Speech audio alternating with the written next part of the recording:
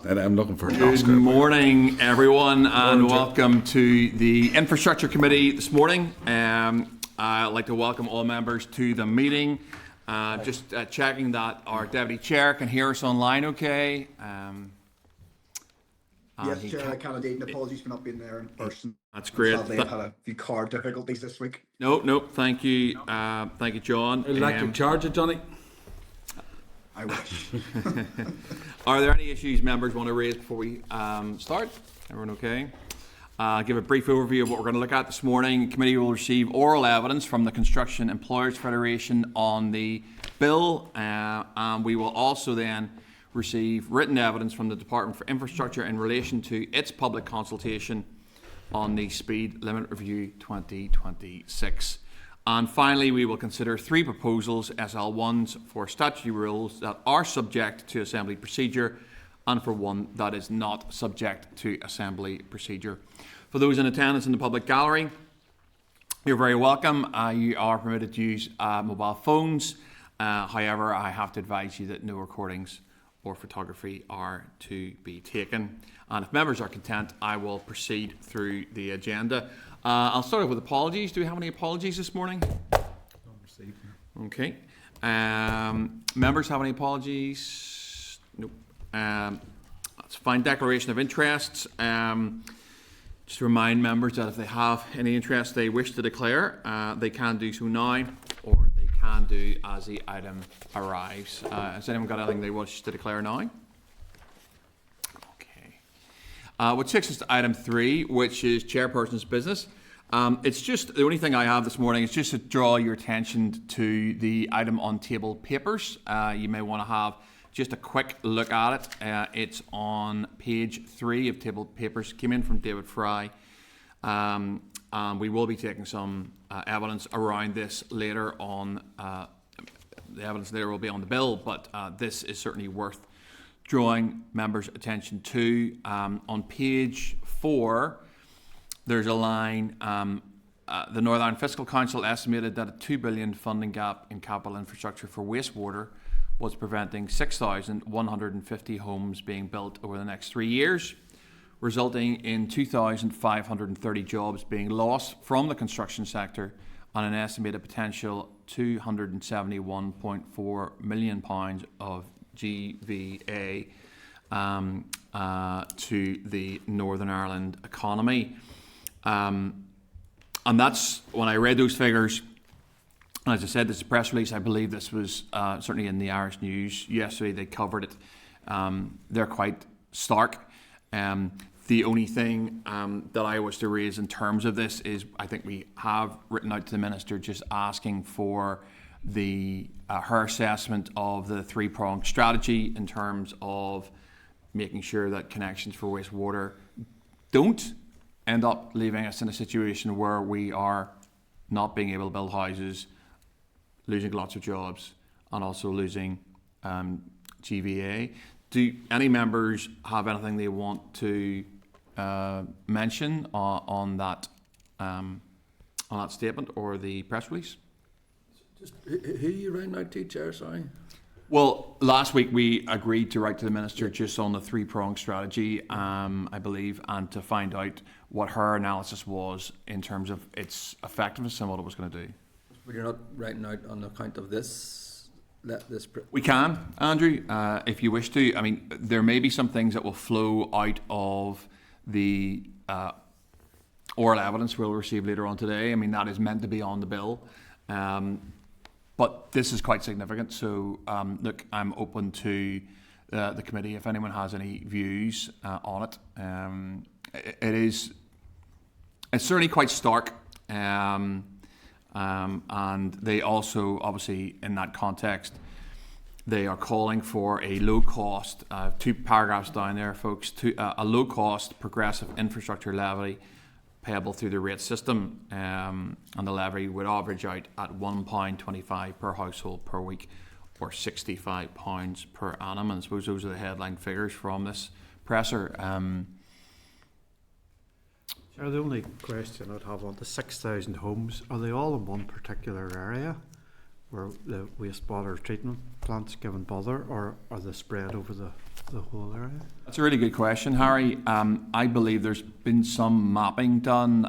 I'm pretty sure I've seen some stuff around it. Perhaps we could ask the CF when they're in later on today. I think that's a very legitimate, and they may know the answer to it. They may actually have it. They may be able to provide it to us. Thank you. What Justin. professor specifically are you referring to? It's on table papers, Justin, and it's page 4 of table papers. Cal. Obviously, they're coming in, so I mean, you can ask Yeah. the question, then we'll find, Yeah. we'll make a decision. What obviously going to be writing to the department anyway after this presentation. I'm happy So enough with let's that. leave it. It's just if anyone had anything. Let's leave it then, and we'll make a decision. I think I agree with Cal or Mr. Boylan. I think the only thing I would nearly just add at this stage was it's labelled an infrastructure levy. Yep. But as we've said before here, it's a societal issue in departments or communities. It's probably a financial issue in that it's a levy. It probably goes through department, and it's an economic issue. We see the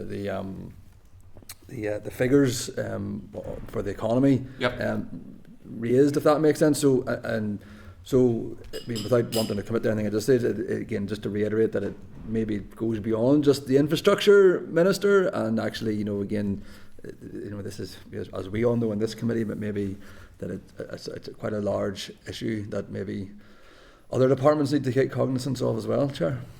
Well, I agree, Andrew. I mean, I think the consequences of what we're describing lands in this committee. So I think it's a little bit nearly like a spider. Those spider's legs are stretching out into other areas. They're stretching into economy, certainly according to this research. So they're stretching out into economy, and it's certainly doing damage there. They're stretching out into employment. They're stretching out into the cost of housing, because we're not building enough houses. But I think the body of the spider, if I'm to finish off my analogy, sits here and obviously sits with the minister. But look, I'm happy, Cal, based on certainly what you said, if people don't have anything else that they want to raise, I think it's certainly an interesting thing. I think we could pick it up. Just to reiterate, the folks are coming in to talk about the bill. I think we do have some latitude to move that out a little.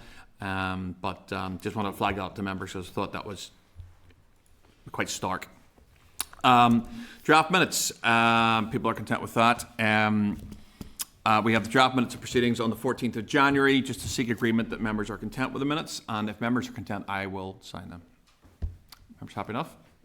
Okay. That's great. Matters arising. Just to remind members that the clerk was tasked with speaking with the PAC clerk on primacy in relation to road openings by utility companies. Just let members know that the PAC committee has a live inquiry on this topic, and I know we have a couple of PAC members on the committee. I need to seek agreement from committee to refrain from taking evidence on road openings by utility companies until it's released from primacy. And these are just procedures, folks, and it's just the way that things work. I also need to seek agreement to share all relevant correspondence on the subject with the PAC. And if I can get that, I will then ask members a further question. Are members happy, Stephen? Sorry, Chair. Should have declared interest earlier on the PAC. No, Stephen. You have in the past. I think we know that both yourself and Cahill are on that, so you're absolutely clear on that one. Can I seek committee agreement on those 2 points? Right. Yep. And then just ask members whether they have any other matters arising from the previous meeting that they want to raise. Any matters arising from last week? No, okay. So I'm going to take you to the main pack, and we're going to page 22, which is the core memo. Give me a wee second whilst I get there as well. Page 20 is a correspondence memo and the table. I will take committee through a couple of items, and then, as usual, what I will do is if there's something that that's there that you want to raise, I will absolutely take that at the end, but I want us to clear the stuff that I have, and then I will take anything that committee wants to raise. So at page 31, we have a response from the Minister for Infrastructure to Committee Core requesting further detail on the number of improvement notices issued by the Department for Utility Companies over the last 5 years. And I just need to seek committee agreement to note and advise members that this is now the subject of a PAC inquiry. Our committee agreed. At page 34, we have a response from the Minister for Infrastructure to committee correspondence requesting the Department's assessment of the efficacy of the planning system in supporting the development of the local economy. We are having our own, call it a mini inquiry if you wish, in terms of planning, and we're working through that, and we will bring you some stuff on that when the team have it. But just to seek agreement at this point to consider this in conjunction with oral evidence sessions in February, our committee agreed. At page 39, we have a response from the Minister for Infrastructure to committee correspondence providing an update on the Barmouth Moles at Castle Rock, Port Stewart project. And I just need to seek committee agreement to write back to the Minister to ask what additional funds will be needed from the Department for the project and what funds will be provided from elsewhere. Our committee agreed. Agreed. At page 43, I have a response from the Minister for Infrastructure to committee correspondence providing an update in relation to the road traffic accidents at Ballymuscaw Road, Winnie Hill Junction at Craigantlet.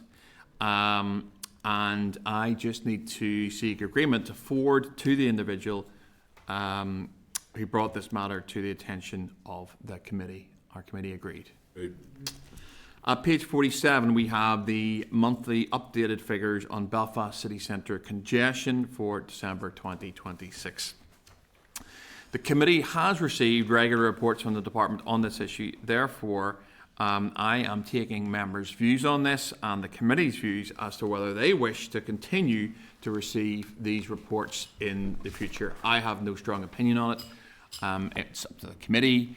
Do you want to keep asking the department for these reports, or are you content to stop? Sure.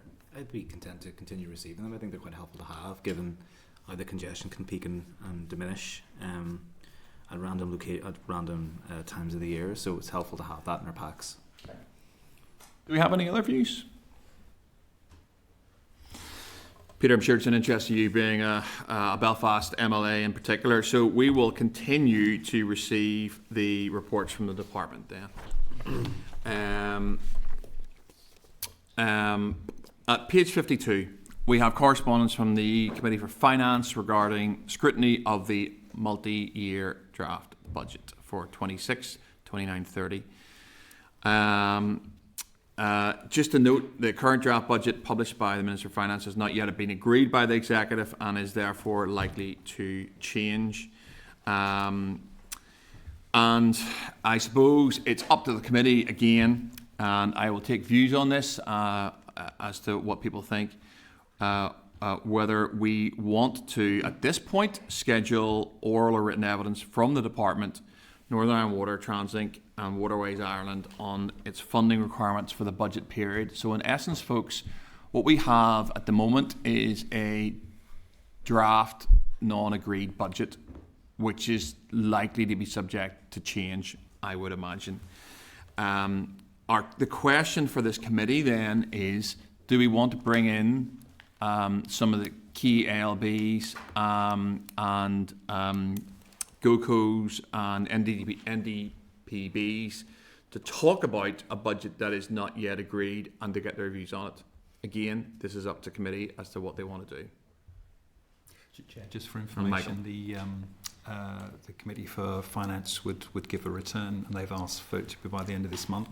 So if the committee wanted to get evidence, receive evidence on this for a report, and have to be agreed on the 25th of February, which means we'd take evidence on the 18th of February, just for members' information. Sorry, yeah, Justin, I'll bring in right after this. Just for clarity, Michael, we can take written evidence or oral evidence on this. We could write out to these folks and ask for either. We can. Yeah, okay. Sorry, Justin. Why did ask them to come in and consult on a ghost budget? The word ghost probably is your word. I think I did my best to summarise it in a fairly neutral way, but it's a budget that's not agreed yet and is certainly subject to change. I think the question for the committee, Justin, is do we want to engage with the stakeholders that the budget will affect? At this point, given the fact it's not an agreed budget? That's the question. I think I'm trying to be fair about this. Peter? I think, given on what you just said there in terms of written evidence, I think certainly bringing people in could clog up the committee for the next number of weeks. So it might be helpful to read out to interested stakeholders to say we're keen for their views in terms of a written capacity. So that might be a way around it. Yeah, Chair, I would agree at the point. Given, we need to know what they're asking, which is fine. We can get that in written evidence, then we'll see how it progresses. Because at the end of the day, we have now a year left of this mandate, and that's the important part for them coming to us to get a proper overview. Now, I know we're talking about multi-year budgets, which is a slightly different issue, but still for this mandate term, all of the groups that we're scrutinising and supporting, whoever's lobbying us, we need to find out exactly what's going on. So I think we should safer get written evidence now and then leave it, and then we'll get them in to see. Yeah. I think that's the more sensible approach, to be honest. I tend to agree with both you and Peter. I suppose my fear as a chair is if we get a lot of these folks in, we've got plenty to get through. I'd like to get into the planning stuff. I'd be slightly worried about clogging up the committee. I think was a phrase that was previously used. I would also be interested to hear their views on what is currently proposed. I think perhaps the best way to do that is through some written evidence. Our committee agreed that we write out to the, we'll call them stakeholders, ask them for commentary around the non-agreed draft budget. Happy now? Okay. Just for clarity, Chair, committees agreed to take written evidence from the Department, Northern Ireland Water, Translink and Waterways Ireland. Yep. Okay. 100%. Okay, at page 55, we have an invitation from my colleague Jonathan Buckley to an event to celebrate Little NI. Don't need a response now, gentlemen. I have highlighted it, and I'm sure members will decide whether they wish to attend that or not. I'm going to pause there. I'm going to open it up to the committee. If there's items that I haven't covered that have come in core, please feel free to raise them now. Justin. Just on correspondence, just confirm that correspondence from this committee has been issued to the Minister seeking clarification on the responses we've received on the illegal Sinn Féin billboard. Has that correspondence actually been issued to the Minister now? Yes, it's been sent. Okay, thank you. Any other issues coming off the core that I haven't dealt with? Everyone happy? Are we agreed? Agreed. Okay, in that case, it takes us to item 7, which is the Water Sustainable Drainage and Flood Management Bill, and we have the CEF coming in to provide us with some oral evidence. At page 64, we have the clerk's memo. At page, not a problem. At page 68, we have the CEF written evidence. At page 74, we have the Committee for Finance on the bill written response. Allow members just to flick to those pages. I also need to seek committee agreement that this session is recorded by Hansard. Do I have committee agreement? Great. Okay. In that case, we'll flick to the relevant pages.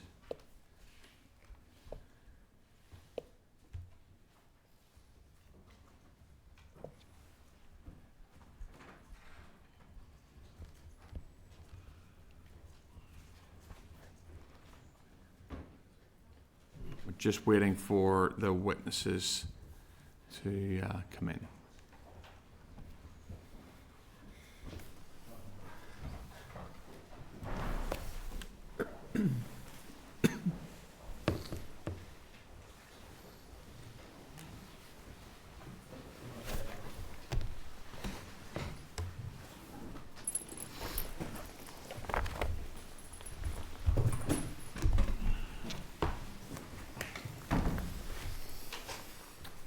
Good morning, gentlemen.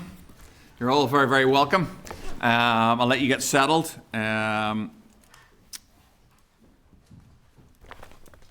So we have Sam and David, Mark, another David, that could be interesting, and another Mark. Okay, so Sam, you're the outlier today with 2 Davids and 2 Marks. If we were in my daughter's school, it would be David F and David M is the way that's done in post-primaries, but we'll see if we can get through that. Mark, you're in the middle. We're in your hands, and you can provide your written evidence whenever you want, up to 10 minutes, and then, as you know, we will probably give you a few questions. Thank you, Chair, and thank you, members, for inviting us along this morning, and I'll try and keep my opening statement to more like 2 or 3 minutes. Thank you for the opportunity today to give evidence on Water, Sustainable Drainage and Flood Management Bill. As you say, I'm Mark Spence, I'm Chief Executive of Construction Employers Federation.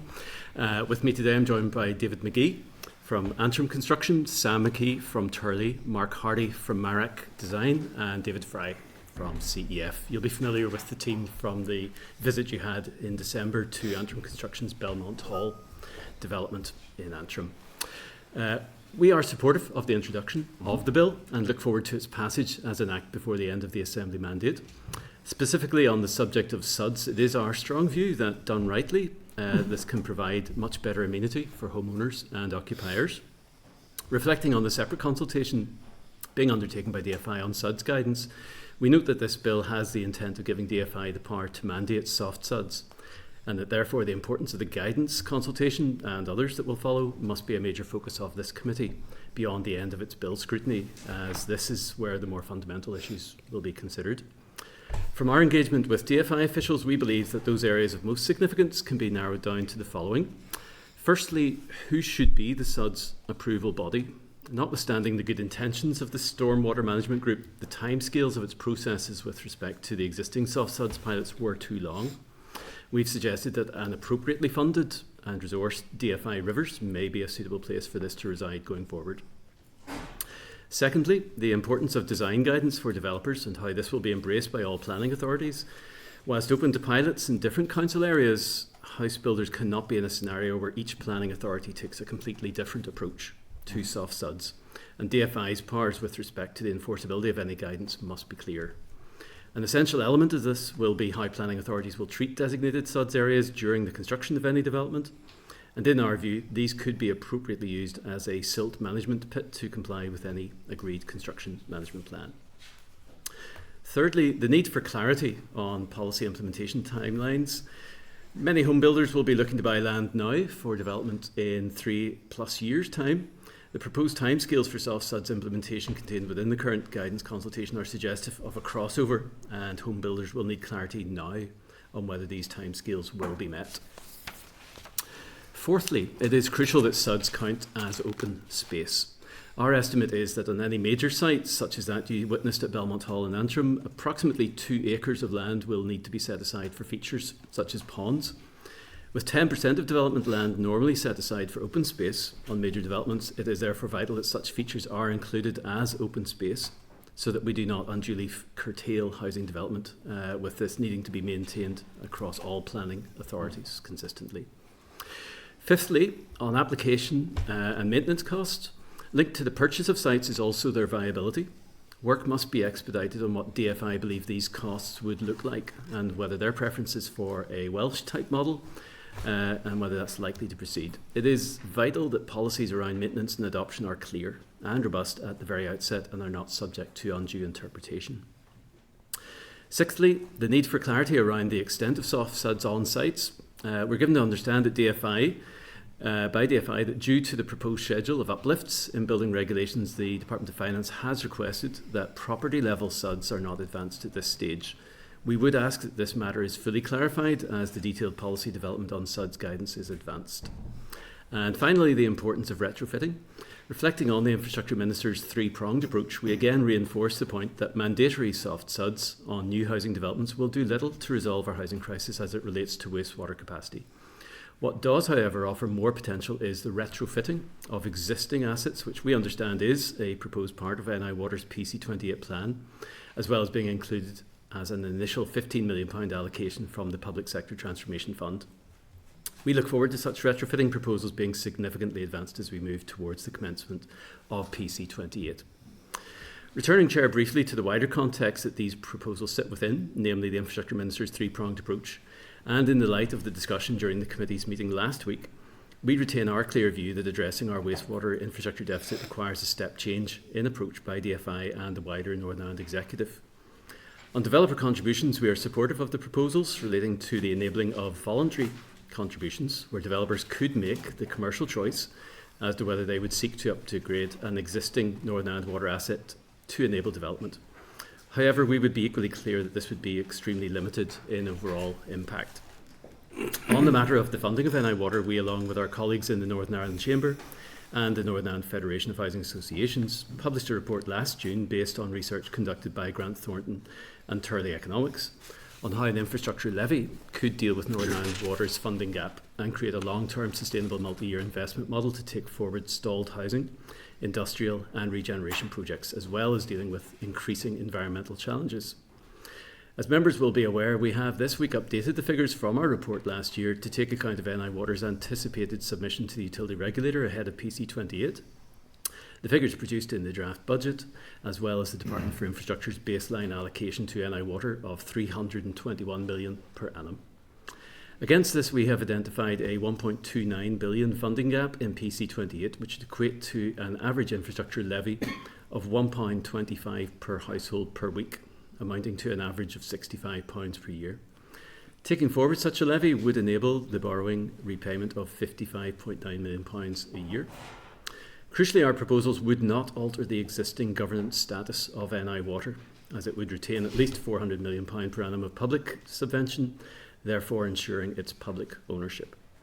Our proposal, which is progressive in nature, protects those most vulnerable in our society while also charting a sustainable path towards dealing with an issue which is now the principal inhibitor to economic growth and accelerant of environmental decline that we face.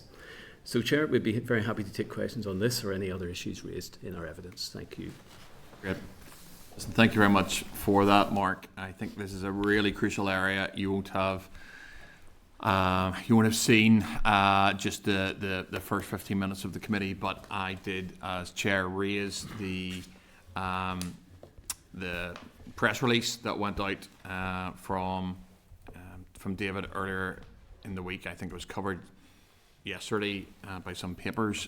So you may get some questions around that as well as the bill and SUDS. I'm going to start off and just note that you made reference in terms of the bill to the Minister's three-pronged strategy, which I believe is more funding, the bill, and developer contributions, if I got the Minister's three prongs right there. In terms of SUDS and the SUDS bill, quantitatively, and we've written to the department to ask this question, so we'd be interested in your view on this. Quantitatively, what impact in terms of the wider situation that development and housing faces do you think the bill will make? So it's one prong of the Minister's approach, is the SUDS bill. So I suppose I'm asking, in terms of that, what impact will the bill have, in your view, in terms of the issues that we face, in terms of prevention of homes being built, jobs being lost, etc.? If I maybe start and then I'll look to my technical colleagues. I suppose of the three prongs, SUDS is the right thing to do. It is a progressive thing to do. It's good treatment in terms of water drainage, but we have to remember this will, without funding for retrofit, which we've mentioned, if we are only going to apply SUDS to new developments going forward, it can logically only assist in those new developments, and we know the number of developments is in decline due to the lack of capacity in the wastewater systems. So we'd have to say, whilst the right thing to do in terms of dealing with the infrastructure crisis with NI Water, it is a relatively immaterial impact. Don't know if our technical colleagues would like to add anything to that. People are now scribbling down relatively immaterial. Mark, as you look to your colleagues. Sorry, Mark. Yeah, look, it's the SUDS bill is. I think it's a good thing if that's what you're asking. And so committee agrees with that. Yeah, no issue. I think overarching, it is good. But it needs to be more streamlined about where this happens. The retrofitting will only help some areas of it. The SUDS within new developments is will assist with flooding within the area, restrict the amount of increase ecology, all those buzzwords that need to happen within those developments. But, you know, again, there needs to be space to be able to do it. There needs to be the area available to be able to do it. There needs to be the levels to be able to do it. So it doesn't work with every site, but it's certainly something that we would say would help with those new developments, but it won't help the infrastructure issue, as in the wastewater issue. I think that's the clear denotion that we need to make sure that that's aware. You know, with the new developments, we've always been doing separate systems, so there's been never that increased pressure put in the wastewater infrastructure. But the retrofitting would be the bit that you'd be looking at to assist in areas that it would be fitting to do that. It would. But overall, I think it's good to answer your question, so it is. In terms of that retrofitting you mentioned, would retrofitting cost additional money? Yes. Okay, so additional money would need to be found in order to make the impact that we're looking for in terms of the wastewater connection. So additional money would need to be found to actually, if I'm right in thinking, you're going into developments that don't have SUDs and you're sort of connecting things up and lowering the sort of storm drain input. That's a positive thing. That would help the amount of sewage and the problems we're facing, both in terms of spillage into rivers and so forth. But that would cost additional money to do, and the department would need to fund that. Am I right in saying that? Correct. Yeah. That's Yeah. okay. So NI Water, I think they'll come give you evidence in the fullness of time. So they've engaged with us around what they're proposing in PC 28 on retrofitting. It is quite costly work because effectively you're going into existing urban areas and bringing forward a solution to deal with the stormwater. So part of that is a flooding issue that they may be trying to deal with, but it would require a lot of capital investment before you see a significant return. But is it part of PC 28 as we understand it? Yes. I mean, we've already given some of the figures there, Public Sector Transformation Fund, and as I say, when NI Water come before you, I mean, they can probably go through in more detail. There's, I think, quite a few schemes in around Belfast that they are considering. Okay. I'm going to ask you, we did cover it in, I raised it in Chair's business. I'm going to read some of the press that we have here and just ask you maybe to elucidate a little bit on it and the seriousness of it, because it is fairly serious.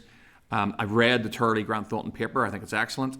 And obviously you're drawing from it here. Northern Ireland Fiscal Council estimated that £2 billion of funding gap in capital infrastructure for wastewater was preventing 6,150 homes being built over the next 3 years, resulting in 2,530 jobs lost from construction and an estimated potential of 271.4 of gross value added or stripped, I guess, from the Northern Ireland economy. Do you want to say any more about that in terms of the context or the seriousness of what I've just read out?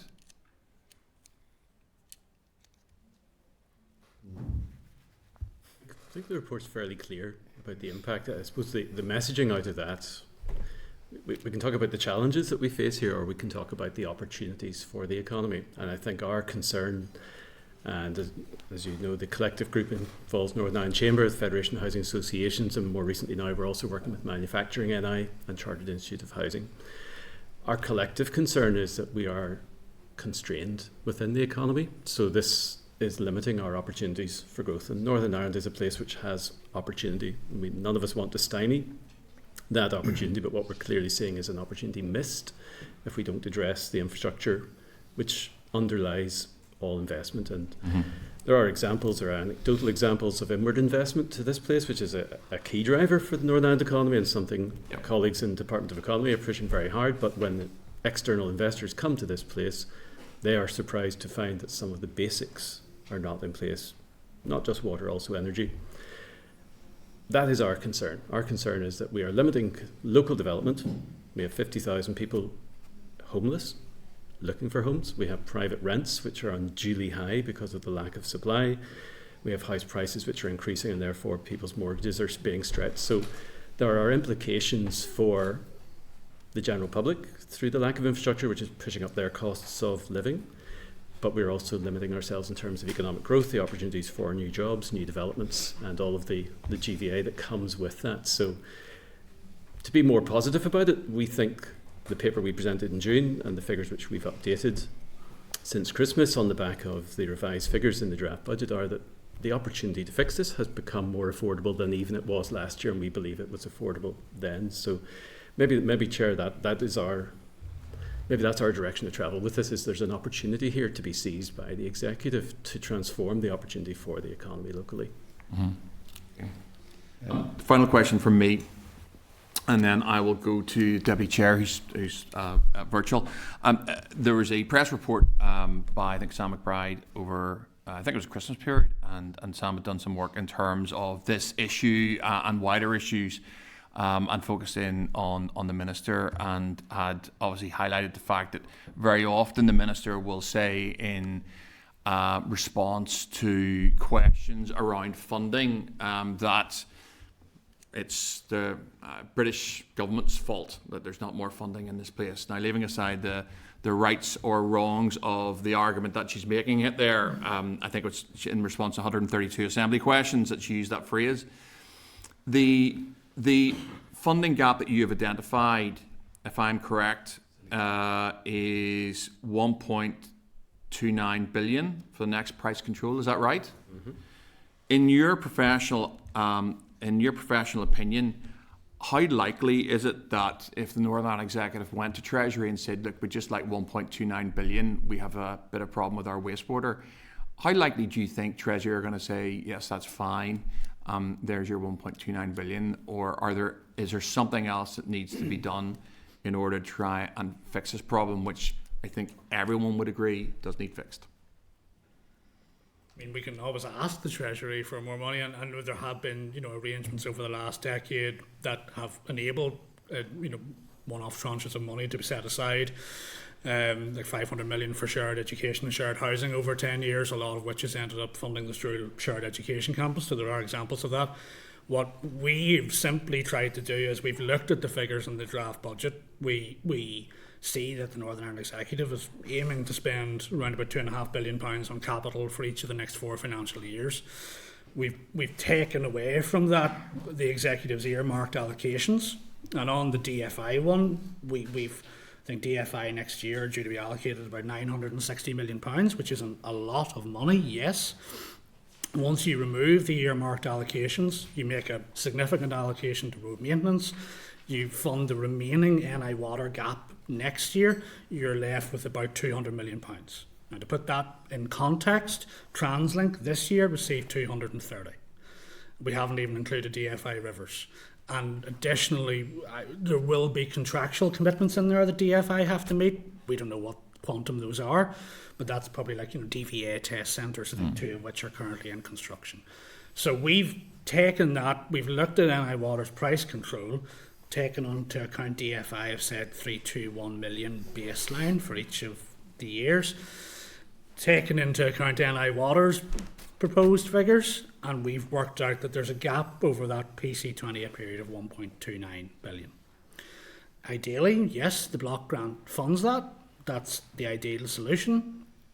Our view is it's not realistic at this juncture to see that happening. The evidence base for that, as far as we were concerned, would be PC15 was underfunded by 800 million. PC21, not the midterm review, the original PC21 plan will be underfunded by 800 million. So that has shifted effectively all of the Living with Water programme in Belfast and many other schemes into the next price control, where they will be of a magnitude more expensive. And if you begin PC28 without knowing that long-term funding picture, then the really big capital schemes, Kinniger an example, which probably now is in the order of £200 million, if you begin PC28 without knowing your full funding picture, then you're not delivering a Kinniger, because Kinniger only gets completed in 2033.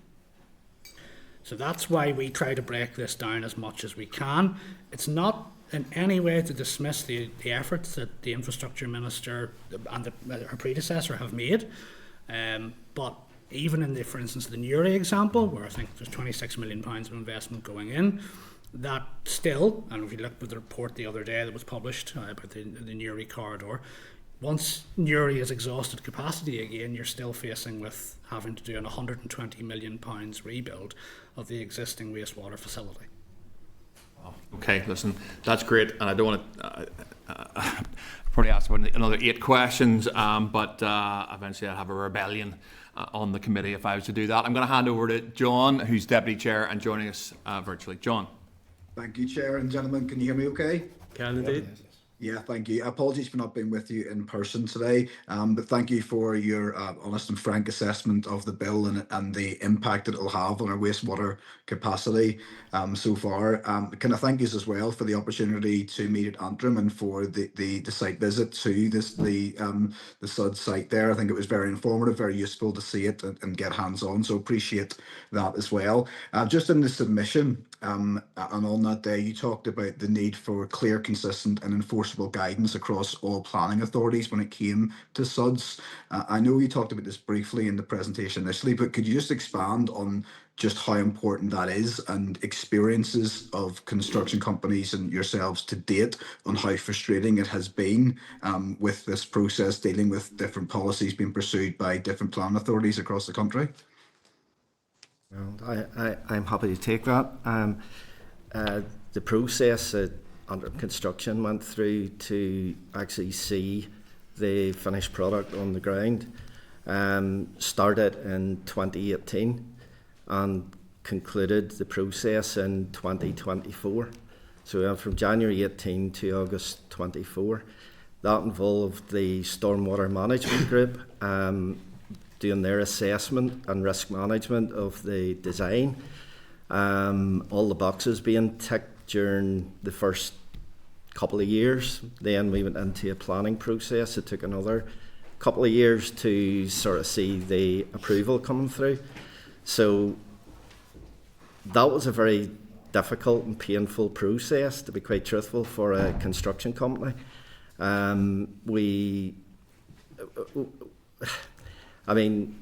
I suppose we seen the benefits, and our team here, consultants, have seen the benefits both environmentally and, visually, as the committee seen when they visited the site.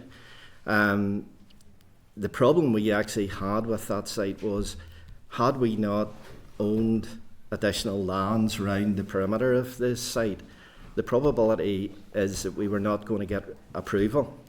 And that was just simply down to a planning view that it could not be deemed open space. And I think now that we see it on the ground, I would like to think any policies that are going to come forward will accept that basins of this type, that are well, presented, can contribute to the open space requirement for new developments. Maybe just to add to that, the department's consultation document rightly outlines the need for clear guidance, and certainly in the areas of design standards, approval processes and maintenance arrangements, and I suppose that is currently a gap. Now what we do see is, I think there's 6 plan strategies now adopted across councils, with more coming, and all endorse the use of soft suds, which we welcome. We've said that already. But what we do need is the clear guidance in addition to that, so that everybody knows what the design standard is, we know who the approval body is, and we ultimately know then what the maintenance arrangement will be, so that can all be understood and costed in advance of bringing forward a new development. So the need for that policy is absolutely critical. Yeah, thanks for that, Sam. I mean, I think the experiences of under construction just stress just how poor the process is to date. And I get probably that the experiences of the planners and the stormwater management group were maybe quite hesitant maybe around this, maybe a fear of the unknown potentially. I'm not entirely sure. Maybe you'll shed light on that, but that consistent approach is undoubtedly required here. Are there any areas across these islands or elsewhere that you would point to that the department would be advised to look at in terms of a best practice model and how things work well elsewhere that we could potentially bring here and copy the best of and learn from the worst of? I can answer that one, John, if you'd wish. Thank you. We've been involved in quite a few substations in different areas, and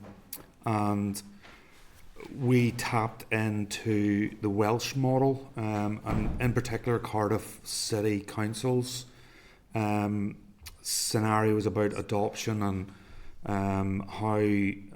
what parameters they set, and again back to the SUDS approval body, which they are part of their consultation process in the planning. The only slight difference between Cardiff and here would be is that their councils actually adopt the asset and maintain the asset themselves. Presently, it's the developer and the management group needs to do that, which is obviously contributed to by the residents.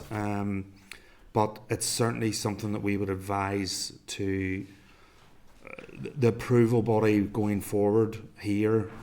Certainly looks at and considers as a baseline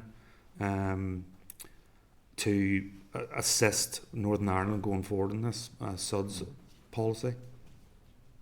Okay.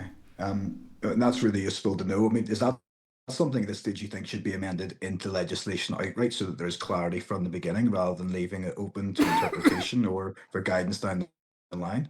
As we've all said on previous occasions, the most important thing is clear direction from the body about the design, the maintenance and the adoption of these, and it is adopted throughout all the councils. Whether, like, there's obviously still discussion about how that body is integrated into government, whether our advice would be it needs to be under a DFI umbrella in some shape or form. Whether that's a new section within DFI, DFI already look after the roads and have these basins attached to roads already, like the new sort of bypasses and stuff. There's all those basins as part of that. So it might be an easier sort of jump for them to actually look at that. But again, that's something that will have to be discussed and bottomed out. But definitely DFI seems to be the appropriate. Yes, no, I would agree with that. Just a couple more points if I may then. Sorry, cutting across you, John. Just one other point. I think Mark made mention to it, but maybe just worth highlighting is just, from a viability point of view, it's very important for developers in the acquisition of land that we know clearly what we're dealing with. If it is going to be a case of dealing with soft suds in the form of the basins that you've seen, that's one element. But if that doesn't become a fit for the land in question, then you could be into tanks and oversized pipe work and things like that, which obviously becomes more expensive again. But the clarity on the rules and regulations associated is absolutely vital that we have that, before making a purchase. We need to know what we're dealing with. Okay, thanks for that. Just my final point at this stage is I'm just keen to get your views on the enforcement inspection appeals arrangements that could be legislated for under clause 3. Have you any thoughts on that above and beyond what you've submitted in the written evidence? I suppose just from a planning perspective, I suppose, John, in terms of my discipline, enforceability is likely to come through one or two mechanisms: a planning condition attached to the grant of planning permission, because it is development that it will need planning permission, the likes of a detention basin. The second strand, there will be a Section 76 legal agreement where a similar clause could be included, and that would give certainly the planning authority and the statutory body enforcement powers to pursue enforcement should there be a failure to deliver in the first instance the detention basin or SUDS element, and secondly then what there should be inclusive with the planning application, and obviously this will all be subject to policy coming through and in due course are the arrangements for the management and maintenance. So the example being Belmont Hall, we had to provide a management and maintenance plan as part of the planning application process, which at the time was assessed both by the Stormwater Management Group and then peer reviewed by a third party engineering consultancy as part of that approval process, and that was then subject to a planning condition attached to the grant of planning permission. So that would certainly be how we would see it from a planning perspective, being enforceable. Okay, that's really useful. Yeah, gents, again, thank you for your time today. I've no doubt we will stay in touch. We really value your input here on behalf of the sector, and I think it is essential we stay in touch as we continue scrutinising this legislation. But appreciate it. Thanks, Chair. Thanks, John. Stephen. Thank you, Chair. Thank you, gentlemen, for your coming again and your detailed evidence to date. And I know how passionate you all are and the expertise that you bring to the table as well, so that's appreciated. And I suppose outlining again the scale of the challenge that we face and the crisis, I think, is a word that has been mentioned. I think that is accurate to where we are at the minute within the construction and wastewater situation. Just a couple of points around the approval body. I know I think I do concur that having the one overarching body in DFI Rivers would be the ideal scenario. I suppose I'm keen to establish how confident are you that this could work in terms of the resources, the challenges that the department have, and they often remind us about their challenges financially and resources and staff and expertise and so on. Are you confident that they have the capability and resources and capacity to be the sole approval body? I think they do, Stephen, to be honest. It's I don't see another. Ultimately, DFI are regardless of resources, are the natural body to look after this. With the Stormwater Management Group, the process that we went through, although we've sort of suggested about how difficult that process was, it changed quite a bit throughout that, but when we got to the end of it, there was almost a clear line of what needed to be ticked off as we went along that. So there's even a baseline there for what they need to do at the minute. And as we spoke earlier with John, incorporating maybe a model with one of the Scottish or the Welsh bodies could sort of enhance that completely. There's obviously going to need resources to be able to look at this, but there's obviously experts within DFI Rivers at the minute that we liaise with on a regular basis as part of the Stormwater Management Group, and they had a clear understanding of what needed to be done and what needed to be signed off. It just wasn't, there was no mechanism for the approval, I think, is what the body will hopefully finalise that detail. I don't know whether I've answered your question there or not. Just on the resources point, I think it's a really good point to raise. When you look at the department's statutory consultation annual performance report, so it was published in October 2025, but reflected the statistics from 2023-24. DFI Rivers were responding to major planning applications on time 57% of the time, and for local planning applications 61% of the time. So there's room for improvement there, and what we wouldn't want is for additional expectations placed on DFI Rivers being the assessment of SUDS without appropriate resources being supplied as well. There's certainly a gap there at the minute, certainly. But no, and then that leads me on to the other point around the 11 councils, and you've touched upon that in your evidence there, around how you'd be open to pilots in different council areas, but home builders can't be in a scenario where each planning authority takes a completely different approach. And I suppose sometimes we can see 11 different approaches, and I know yourselves will have seen that across Northern Ireland, the different approaches whether it's a small scale extension to a home or a major development. So I suppose, does that give you any concerns around linking in with the SUDs, around that differentiation that exists?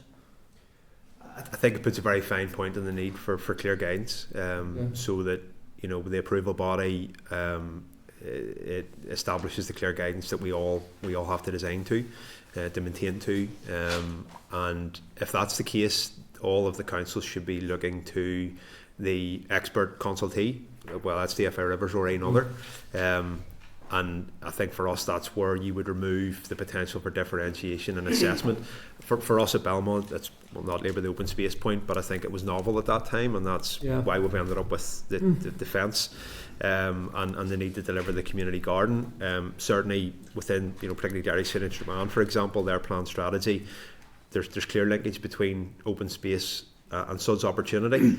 We're starting to see that now, and hopefully with the clear guidance, questions around safety, around operation will be removed, and actually the councils can then simply rely on the advices of the statutory consultee. Okay.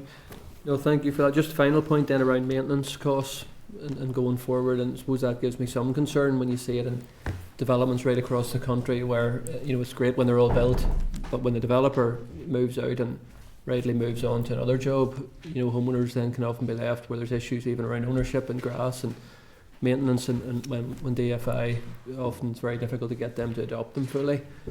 So I suppose it's just establishing how that'll work and how you say it'll work. Will it be the homeowners that will just pay, their annual fee will be increased in terms of a maintenance, because it's all very well when the SUD's in place for the first year or so, but you folks know better than any of us about the need for maintenance and the engineering aspect of that as well. So is there any concerns around that? I think it's dependent on whether how the SUD's approval body or whatever mechanism, whatever department is going to be responsible, not maybe for the adoption, but the actual overarching, whether they take that in, and whether the council, whether you adopt maybe the Welsh model, that the council actually look after it, or whether it's maintained by within a management company within the development. That's where the differences can come into play. Absolutely. ACC, obviously, there's Belmont at the minute is working quite successfully with that. Do you know what I mean? And the current management company are well experienced in dealing with these things throughout the UK. So they had their own maintenance policy in place about how to deal with this and such. So there was an easier transfer. David might be able to expand on that a bit more. Just following on from that, we work with a company called Greenbelt, who are very experienced with the maintenance of SUDS basins and ponds and all sorts of different permutations of SUDS. And whenever we commenced Belmont, we had obviously a fee structure there for the maintenance of just general open space areas and playgrounds and so on. The difference that was valued for the basins themselves, because it came after the original planning approval, was approximately £20 per household within the development to look after the actual basins. So it doesn't amount to a fortune. Where there could be more complications if the department start to consider what they refer to as SUDS trains, where you could end up with swales along the edge of roads and things like that. Could create a wee bit more of a problem. And obviously those swales would probably end up in areas that are currently verges that would be adopted by DFI roads at the minute. So again, clear line of policy would be key to know just how all of those pieces come together. Okay, thank you, gentlemen. Thanks, Chair. Thank you, Stephen. Cahill, thank you, Chair, and you're very welcome, gentlemen. Complex issue for us all, to be honest with you. I just want to start off. I mean, primarily, the SUDS, you're content with the process in terms of going with the SUDS bill, and you brought issues there that we as a committee would identify and have identified, and would put those things through. I want to concentrate on two things, to be honest, and it's very hard not to talk about the PC and planning on the SUDS bill. So primarily for today, the things you've said in relation to SUDS and all those issues you raised, I do agree with you, and we'll bring it forward as part of our scrutiny of the bill itself in terms of committee. But I'll put it this way, and Mark, to be fair to you, were saying 50,000 homes, right? Okay. There's nobody arguing about social housing need. There's nobody arguing about the contribution to the economy in terms of the construction and all of that there. But I'll put this question, because if I said to the chair of this committee and got support of this committee to write out to each authority and say, where are you with your local development plans, and tell me this over the next 10 years, what's your projections for housing units over the next 10 years for each council area, then we'd soon get an idea what we're looking at, right? And I mention that in the context of the challenge we have in NIW and providing the infrastructure. Because if we're serious about looking at it all, that's where we'll lie. And the reason why I mentioned it, and we're a bit long-winded, Chair, but the reason why I mentioned it, because the SUDS issue, the 11 councils, they're all going to have to buy into it if that's the way we're going to go forward. So that's the kind of thinking we need to have. That's the broader conversation we need to be having with them. And mind what you said, Mark, the 50,000 units at this moment in time, and what we want to do. We don't want to stifle growth or economy. We have to tackle the need of social housing and everything else. So that said, that plays a big part in all of this here, and I just want to get that point across. The other point, and I've read your paper on the PC stuff, I do agree, David, you mentioned the last two. We've had 5 PCs, I think. So we're talking about 1.2 now. I suppose, and I've been through them all, so I've been here that long.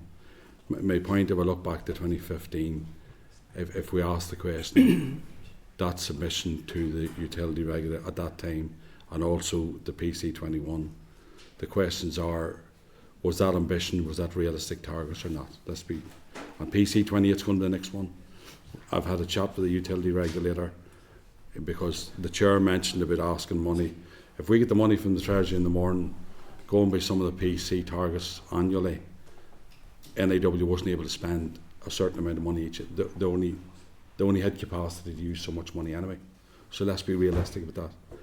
I'm not arguing the point that we need the funding to develop the infrastructure, but what I'm saying to you is, in answer to, and you know the Minister's answer in relation to some of the conversations the Chair brought up earlier, my point is, if we are going to be realistic about it, because the utility regulator will make the decision on this next PC28, and they'll identify what fundings to go to NIW. I'm not saying there's not a shortfall, but I'm just trying to get to a point where it's reasonable for all of us collectively, working with councils, identifying the need and trying to meet the need out there. So, you know what I mean? And my question really is, where do you see all that? You've had a look at the PC now at the minute, and it's going to play a big part. In terms of this bill, the SUDS bill, there's a big programme now. From what you said, David, you said that your understanding is under retro, there's a big part to play in the new PC, right? And then going forward. So your views really around the PC and the challenges. I know it's a difficult question, but that's where we're at, folks. If we're serious about having the conversation, that, you know, and I enjoyed the visit out and seeing what's there. But you all know yourselves, those are the big challenges. And maybe you may not want to answer that question, but that's my opinion. That's why I see some of the challenges, to be fair.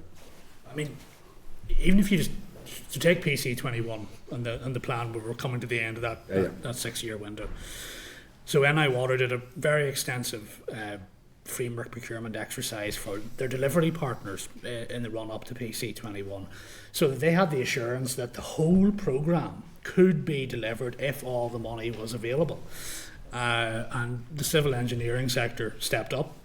There are a number of our members, not just large civil engineering companies, but small to medium-sized civil engineering companies, who ramped up on effectively the promise that PC21 was going to be fully funded.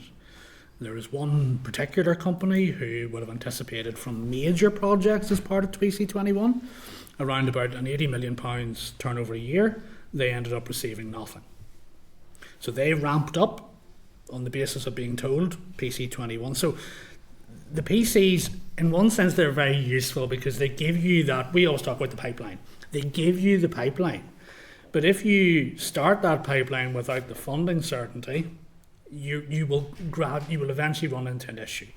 And I suppose one of the issues going forward as we approach PC28 is this coming autumn, NI Water will start to engage with our members about the next framework. And you have a lot of civil engineering contractors there who are all local, employing your local constituents, etc., who will be looking at that PC28 and they will say, is PC28, the figures, you know, which we understand NI Water's ask is about 2.9 billion over 5 years. Mm-hmm. Is PC28 any more deliverable than PC21? And on that therefore mean the financial assurance around the ramping up. And if the answer to that is no, then that will be reflected in how they view that framework and how they price that framework.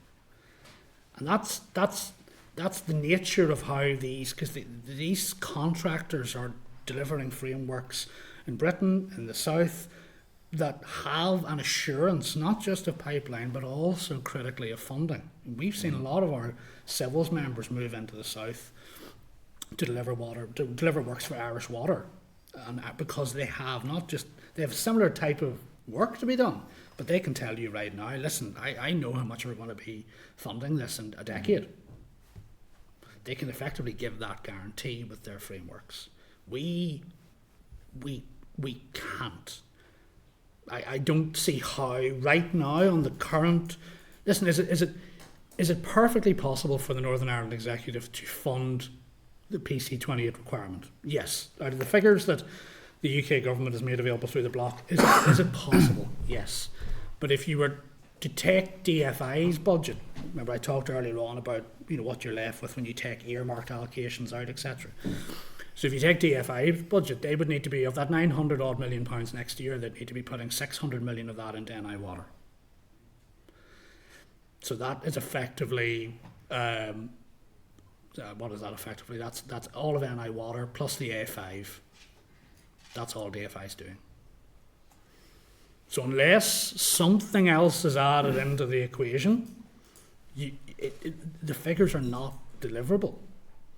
Now, it's a different question about the capacity of the construction sector, and there is not an issue. So, but it's those people approaching this and going, yeah, but is that going to happen? And I appreciate it, and that's why I put it in. It's a difficult one with some latitude, because all of us here will see this thing and they'll think this is okay. So NAW produce a PC28 and they'll ask for 3 billion. Now, I'm saying to you, and you may not be able to answer it, but it's a job for us as a scrutiny committee to make sure that factually, and that's database and data and evidence driven, that's factually correct. That's all my point I'm saying. I'm not arguing the toss, but you have a big part to play in that, because you have a job work to do to contribute to the economy and meet the housing need, which is fine. Nobody's arguing that point. But my final point, because I could talk about this subject all day, see in terms of, and it is an issue, because I remember the old, I just can't remember the number of the PPS it was. It's now the open space one. It was those days we done a PPS, but it's now in the SPPS over collectively. You obviously have concerns about that open space policies now and how that all. We need a further conversation with that, or is that solely down to council driven, or what's your views on that? I just want to ask about that, because I've some sympathy in terms of, because we argue for open space in terms of housing and all of that. It was a broader conversation in those days, but just your views on that. Whoever. So PPS8, I think is what you're referring to, open space sport and outdoor recreation. So it was published in 2004. So we probably weren't doing a great deal in regard to soft suds at that time, all hard suds, and I know we still do a lot of that. But it didn't really grasp suds. It had a fairly broad typology of what open space could be, but didn't include suds within that. And I suppose again it goes back to this sort of guidance and policy point that we need to be very clear on that suds can and should be part of the delivery of open space within a given development, should contribute to your 10 or 15% requirement in accordance with each of the council's planned strategies. The councils and the direction of the planned strategies we've seen adopted do embrace suds forming part of open space, but the problem we have is that next layer of clear policy and guidance that says you don't need a fence for a detention basin. Here's how we think you could add biodiversity value, for example, through a planting scheme, which Antrim Construction, to their credit, worked very hard on at Belmont Hall, given its relationship to the 6 Mile Water River and its strong ecology. I think, again, we've said it a number of times, it all comes back just to the policy and the guidance being very, very clear. The plan strategies are set up that policy can speak to it, but it needs to come through the approval body, if that's DFI Rivers or a component of. And just final point, and obviously the SUDS bill as well, that you need the clear guidance and elements to that as well. Thank you very much, Chair, for that latitude there. Thank you. No problems, Cahill. Special latitude for you. Next up is Andrew. Thank you, Chair. Hopefully I'll not require too much latitude. I didn't speak last week. You're making up your quota. Just, I suppose, the first question really is just bringing it back to the actual bill here, if that makes sense. I suppose, are there any definitions or clauses or, in reading the bill that need clarified, that you're reading? Obviously we're going through it and we'll have sessions on it, but are there any things that from your end, we're obviously here to get evidence from you on this bill, is there anything from your end that is curious or needs specific looked at? No.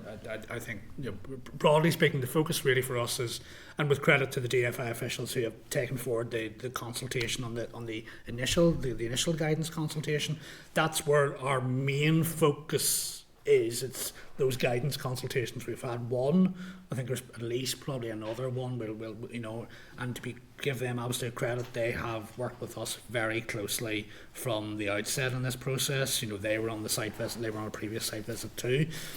So where the bill is in effect giving them the power to lay the guidance for soft suds, I think a lot of our focus really will be on how that guidance evolves. But for the purposes of the bill, just in and of itself, no, there's that we would be happy with it as is, with the caveat, as we said in our evidence, that the guidance will need to be kept a keen eye on as it moves forward. Right. Yeah, no, I remember that site visit, and in the nicest possible way, I still get a cold shiver. It was a very cool day, so but there we go. Even in my nice warm jacket. There's a microclimate in Antrim, Andrew. Yep. I remember that day. Absolutely, I remember that. When it comes to, again, bringing it back to the retrofitting, we've talked a wee bit about the open space and all the rest of it, and again, very supportive of open space and play space and all the rest of it, so happy to take it. But when it comes to the retrofitting, I mean, how, nearly aside from the costs, how viable is that given the spatial squeeze we have in our cities, towns, villages? I do speak to residents who are concerned about developments and drainage and all the rest of it, so you actually see this as a way to help, but I'm just, how practical is it?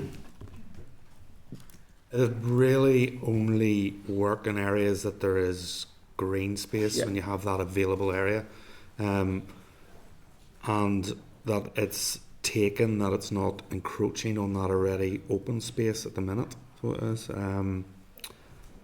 It is possible, but it's limited to where it could be, is probably the best way to put it. Yeah, I think, as I say, leave it to NI Water probably to give you.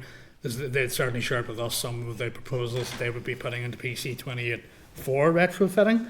A lot of it is focused on areas where there is or has been a relatively significant flooding issue in the past with stormwater. So where this is where what we're doing at Belmont Hall is dealing with stormwater.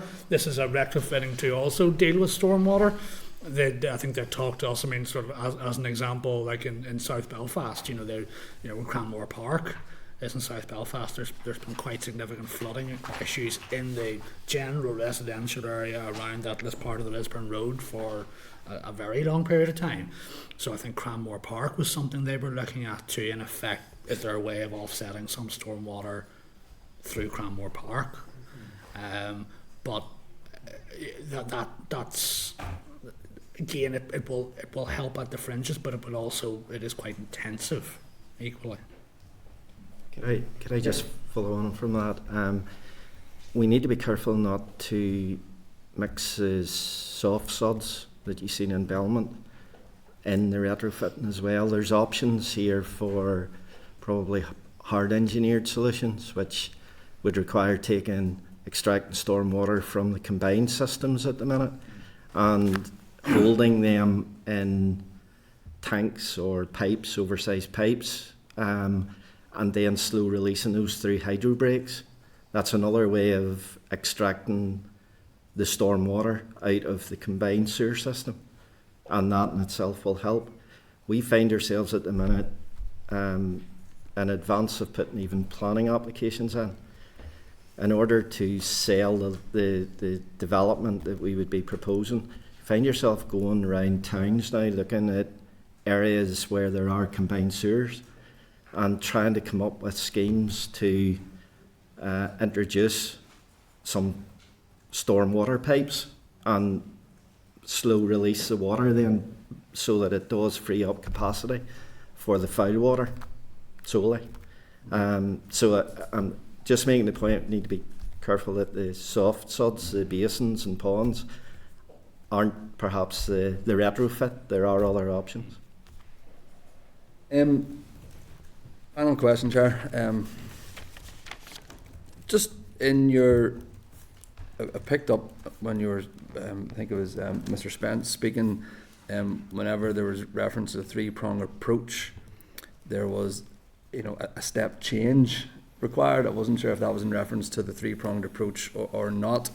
And I suppose really, there is this infrastructure levy, and I mean, we've talked a wee bit about this before, but given sort of the environmental issues, given the societal issues, given the economic issues, I think nearly to bracket it as an infrastructure levy, as I understand that, maybe actually does it a disservice to the amount of good it could do. And I might be straying into to Mr. Boylan here and making a bit of as a rhetorical comment as much as anything else.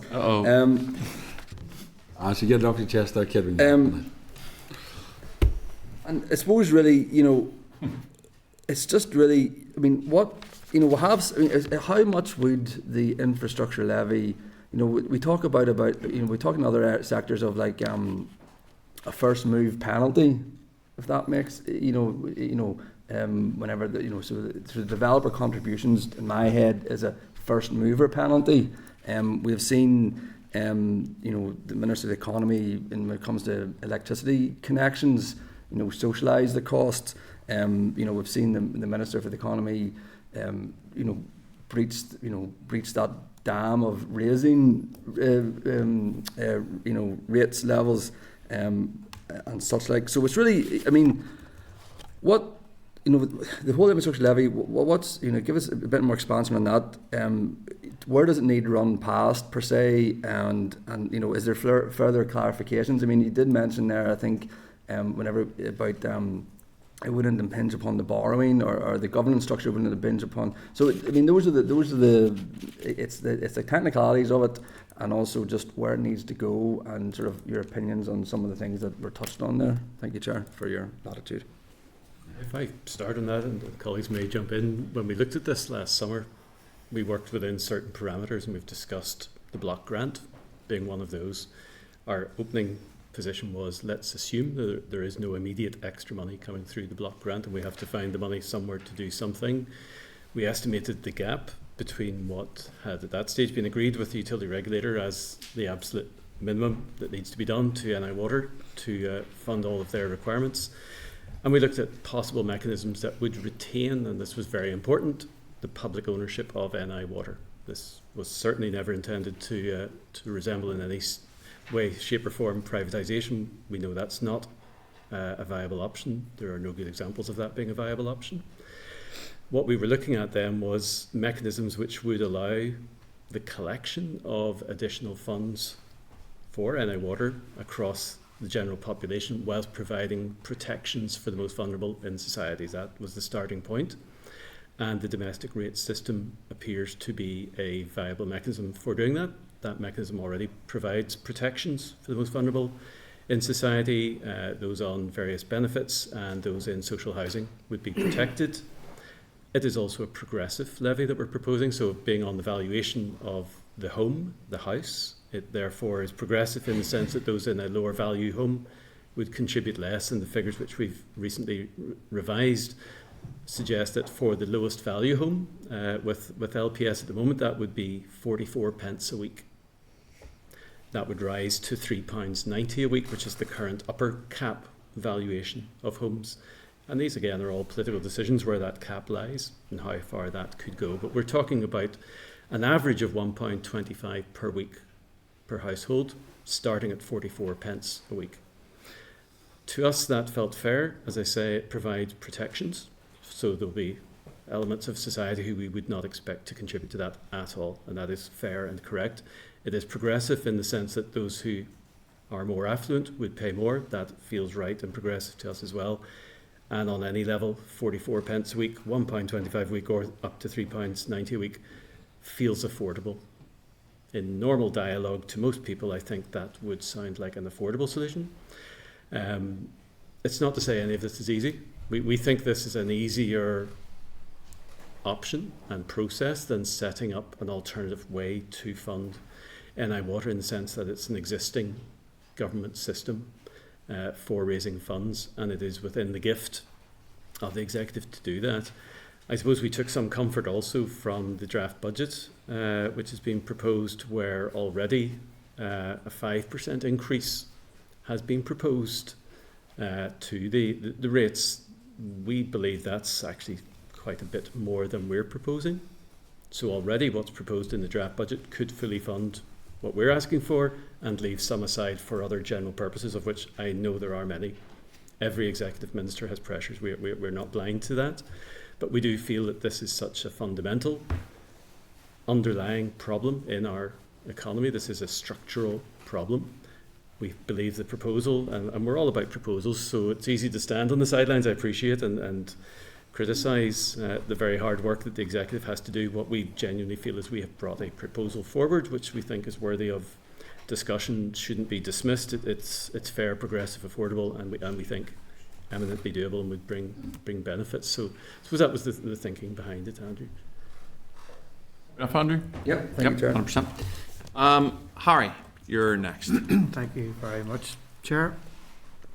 I'm just thinking in terms of, well, soft suds and the open spaces. It's the 10% open spaces that there must be. I really believe that that should be combined. And would you agree with me that in all cases it's all about underground works, heights, levels and flows, that any work can really be turned into an open space if the underground work is proper order? Would you agree with that? In what sense is underground work, do you mean, as in the pipe work and stuff like that? The pipe work and the flows and where everything goes. If the one that we looked at could easily, the level that's existing could easily be raised to make it more usable, while what's underground is still happening the same. Yeah, it's possible if the site topography allows that. If it's a flat site, that's pretty difficult because your pipework falls at a gradient, so that outlet would have to be deeper. So predominantly you're looking for a sloping site that it helps with a low point, where that natural water would migrate to and flow to. And yes, technically you could make it shallower, but then the surface area might be slightly bigger, so there's a balance with that, you know. But it is possible if that is the case, but it does come down to the site topography at the end of the day. And might be slightly more cost for below ground works too, but again it would be a plus point for above. Okay. In terms of conversations with DFI Rivers, did you feel they were content to adopt, and take on and be full charge of the soft suds? I think initially at the first point of the stormwater management group, there was, if I'm honest, there was no engagement or no decision, Okay. No forthcomingness to adopt anything. Do you know, it was. I think probably the most diplomatic way to put it is that it was a new, an uncharted territory we were going through, and there was a natural sort of apprehension about anybody making a decision. But that's out of that. That's what we're saying. It needs to be absolutely clinical and paramount that we have the parameters and all that set, so you don't have that disparity in discussion at a later date. You know, it relates back to that being clear. Yeah. Gotcha.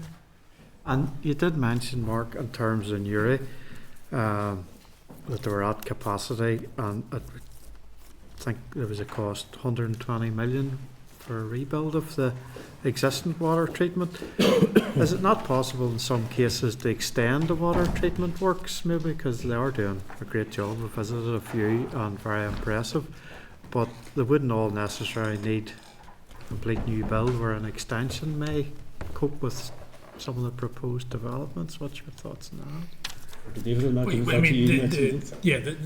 The 26 million that the infrastructure minister announced back in October monitoring, I think it was maybe earlier, June monitoring, and working with NI Water. I mean, that's a pretty innovative solution, and all credit to them for what they're doing in Newry, working with, I think it's ABP Foods down there, in order to deal with how better to manage the flows. And there are, and we know there are other locations in Northern Ireland that are being considered where you have a similar kind of commercial setup in place, where if you could better manage their waste output, that can actually in and of itself unlock development.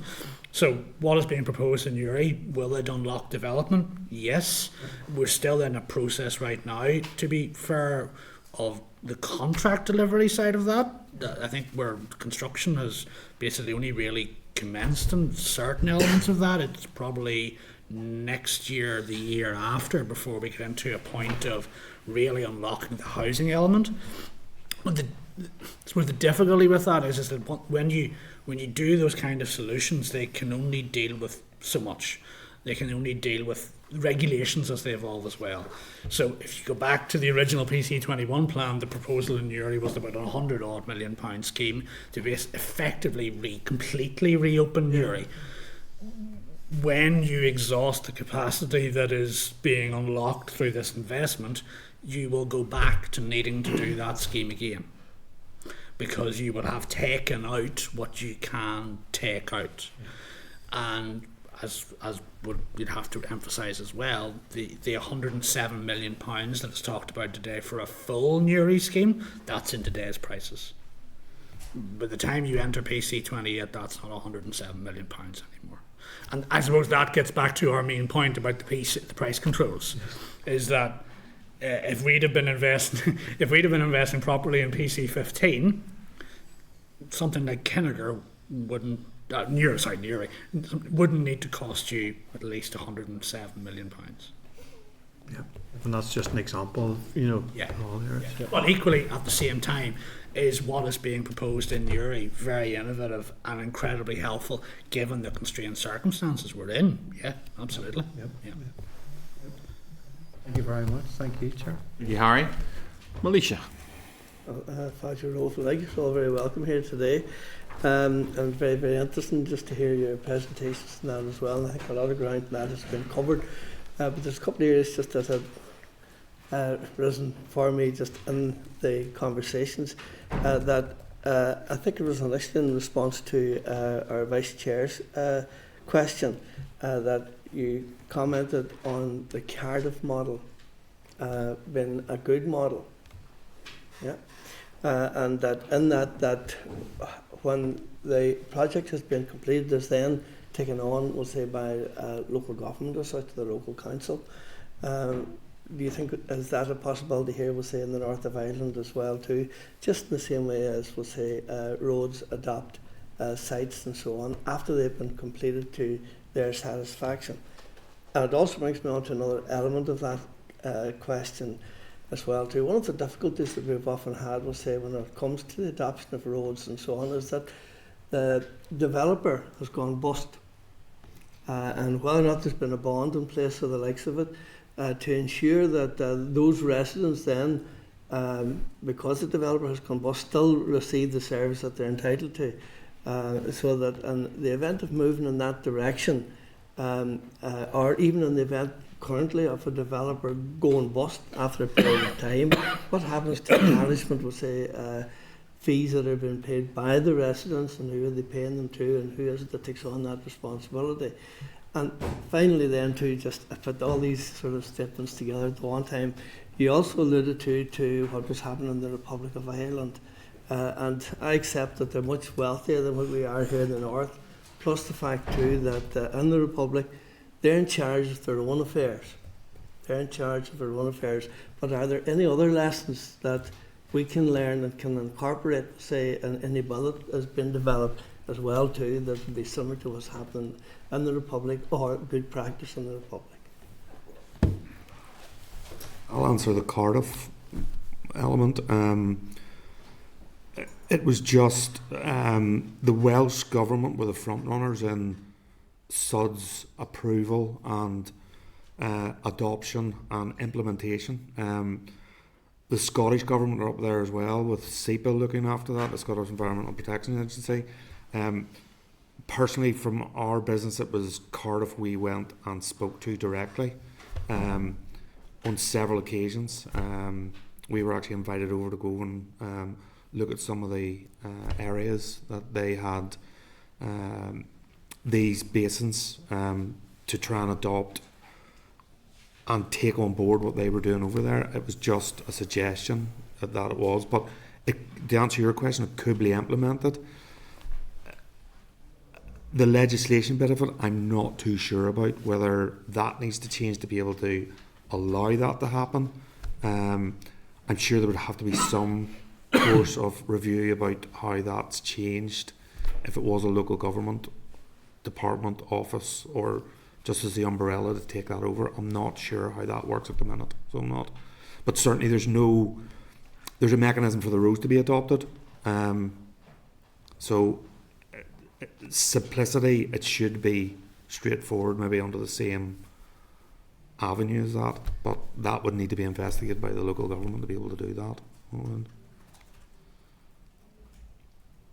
Question two in relation to, we'll say, the developer going bust. Might be useful to explain how it works on Belmont. Just thinking about the system that we have there, we have obviously Greenbelt, who are the management company, and Sam will keep me right in this from the planning perspective, but we have a condition in planning where we have to establish a management company. That's done, and it has to be retained in perpetuity. So if Greenbelt were even to go bust, never mind the developer, the maintenance of those open space areas must remain, must be continued. So I believe that whole system is protected. So as far as the developer going bust, we're in the situation where, because we're developing the site, in phases and stages and so on, so you're in that process of continually completing, and Greenbelt are in the situation where, as we complete part of the development, they're assuming responsibility for the maintenance of those areas as well. So it isn't being left, the full transfer of ownership of the land that Greenbelt are maintaining doesn't take place until the development is complete, but there is a mechanism where they are, continually taking sections, and the people who are moving in are contributing to that on an annual basis. The fee is set by Greenbelt on an annual basis and reviewed to ensure that they have the finance available to carry out the maintenance that, again, has been approved through the planning system. And I think actually it was David that had commented on what was happening in the Republic, that where a person or a developer was 80 million outstanding as such, right, that where it wasn't forthcoming, so therefore it would affect his capacity to say as a developer, the likes of it, so that in terms of what happens in the Republic, are there any other lessons to be learned there? I mean, it's the criticality of the pipeline. You know, no matter what. I mean, and look, a multi-year budget will undoubtedly help because it will give that security. You when you're in a 1 year budget cycle, you know there is always concerns. You know, if you're in a contract, if you're in a contractually committed scheme, say you're building a new build school or something like that, you know you're not going to be in a scenario where when the new financial year commences that you're suddenly not going to be completing it. But to actually have that for the first time in effectively 15 years, really here, would be of benefit, even if it is at a much more limited scale than what we're doing in the south or in Britain. But it is so that security of pipeline is what we would always say in any of our asks, in any of our predecessors' asks going back many decades. That's the number one piece, is the security of the pipeline. Yes, they have an awful lot more resources available to them.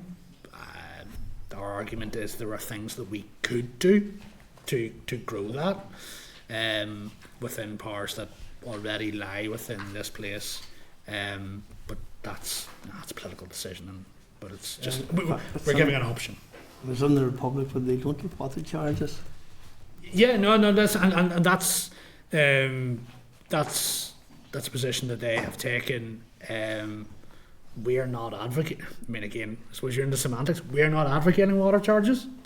We listened very carefully to what the Fiscal Council said and published in their report last year with respect to what a water charge now is here. If you were to go to that model, our view strongly is that there is a means to do this by which Northern Ireland Water remains a public company. It has a £400 million subvention this year. Even if you add on the kind of money that we are talking about from an infrastructure levy, when you add that to business rate income, it's about 150 million a year. But the 400 million subvention means that you are, by a long shot, still a public company. Margaret, Chair. You're only Chair. And finally, Justin. Thanks, Chair, and thanks, folks. Great to have so much expertise and passion in the room who understand the barriers to development and the challenges we face, and coming up with solutions as to how they're actually overcome. No drains, no cranes. The funding gap in capital infrastructure for wastewater is preventing 6,150 homes being built over the next 3 years, resulting in 2,530 jobs lost and an estimated potential £231 million of gross value added to our economy. That's the quotation straight from your report, which you issued in the last few days. When the Minister came forward with her three-pronged approach, or three-strawed approach as I like to characterise it, as the big fix for ANI Water in terms of the infrastructure challenges that lie therein, were you rubbing hands with Lee saying, "Oh, that's sorted now, folks, now we're trucking"?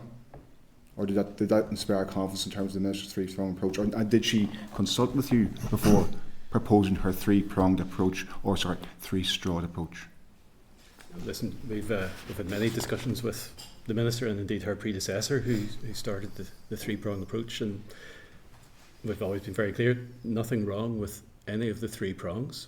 Developer contributions we support in the voluntary space for developer contributions. SUDs were here today to support that.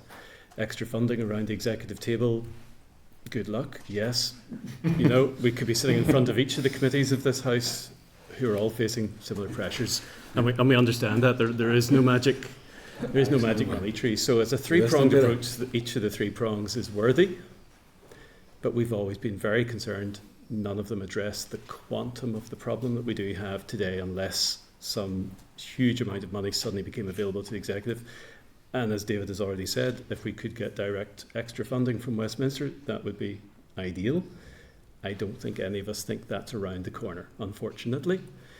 Therefore, in our view, and again speaking not just for construction, this is a construction matter, but what construction does is enable the wider economy, hence why Northern Ireland Chamber, why Manufacturing NI, and why the Federation of Social Housing Associations and the Chartered Institute of Housing are all on board with us, is that each of those areas of our economy and our social and our environmental life is being affected by the inability to invest sufficiently in NI water. And absolutely right, if all of the money became available today, will not fix all of the problems today, but we have to start somewhere, and we have to start sooner, because we are dealing with decades of underinvestment. There is no better time to start than now. We do believe that the general public are starting to feel the pressures of NI water. It's not a topic people generally have a chat around, but it's popping up in normal discourse now, where we're starting to see housing development stalled. We do know anecdotally of factories that were coming to this place from outside this place, which have now been built in Poland and Dublin and taken hundreds, if not thousands, of jobs opportunities away from this place. It's starting to impact the delivery of schools and SEN provision to existing schools. So it is starting to impact on all facets of everyday life, not least the environment as well, to which there's huge values. So we are concerned. We do believe, as I say, the three-pronged approach has merit, but it never probably could, and certainly now is not addressing the quantum of the problem, hence why we are bringing forward what we believe are solutions that are worthy of discussion. Right, well, I have an issue with that when the Minister presents this three-pronged approach as the solution to all NI water problems and all our infrastructure problems in relation to capacity and treatment capacity as well. So you've said we need a step change, and the three-pronged approach is not it. It's not it by itself. Okay. Do you look over the hedge at the south and enviously and think I wish we'd have a bit of that, in terms of the certainty they provide for the construction industry, in terms of the ambition they're demonstrating, in terms of the opportunities that are for the construction industry, whilst here we're whistling in the wind? So without a doubt, putting to one side the funding and the source of funding in both places, we are envious of having a long-term vision for capital investment in all aspects of infrastructure. So the apparent inability to produce our 10-year strategic investment plan is a source of frustration to the industry. Much more important to the industry, because the closer it is to us, the more value it has, is the agreement of a 4-year fixed capital budget. We have that opportunity, as David has said, first time in 15 years. To our mind, that is absolutely vital for confidence in the construction industry, in developers wanting to invest in this place, to employers wanting to employ local people to do jobs in the locality rather than putting them on planes every day of the week, as we currently do, to work in other places. So we can do certain things here which will raise confidence, and one of those would be agreement of the multi-year budget. A strategic investment plan would give us that longer horizon. I think, understandably, there's a nervousness in government to produce a 10-year plan and then not be able to exactly deliver it, and people will complain you didn't exactly do it. We'd much rather have the shape of it. We understand priorities move around, things come in, things leave, but give us the shape of it for 10 years and then break it down into 4 years, which we can actually count upon and make business decisions and commercial decisions on, and start delivering. I mean, we have a 1.7 billion schools need. We have a health estate in disarray. We have 50,000 people literally homeless and 50,000 homes we would like to build. All of these things will take time, and all of these things are difficult, but they are all possible. But the one thing that will absolutely kill it dead is a lack of vision and a lack of infrastructure investment. So yes, to answer your question, we're envious of the clarity that exists in the south. Yes, they have a far more favourable funding environment. We will not have that at this point in time, but if we want to enable our economy to grow, that will be an enabler. And I think to get us to that point, we need to make this difficult decision up front to make that investment. That investment will pay huge dividends for the wider economy. Ghost budgets are not going to cut it. They don't do ghost budgets in the south either. In terms of Newry Next, an exciting proposal tabled in the last couple of weeks by Pascal Taggart and Ger Purdysat. Now, I declare an interest. I've been working with these gentlemen from the start when I met with them last October, and they've come forward with a blue sky thinking, big vision, big ambition, idea around the Newry Banbridge corridor, which would provide homes, affordable homes, social homes for Newry and local people first, and would also be a huge catalyst for the economy, huge, a economic multiplier effect with potential to create 1.5 billion of a fiscal return, 3,000 construction jobs, 1,200 jobs for permanently for local people.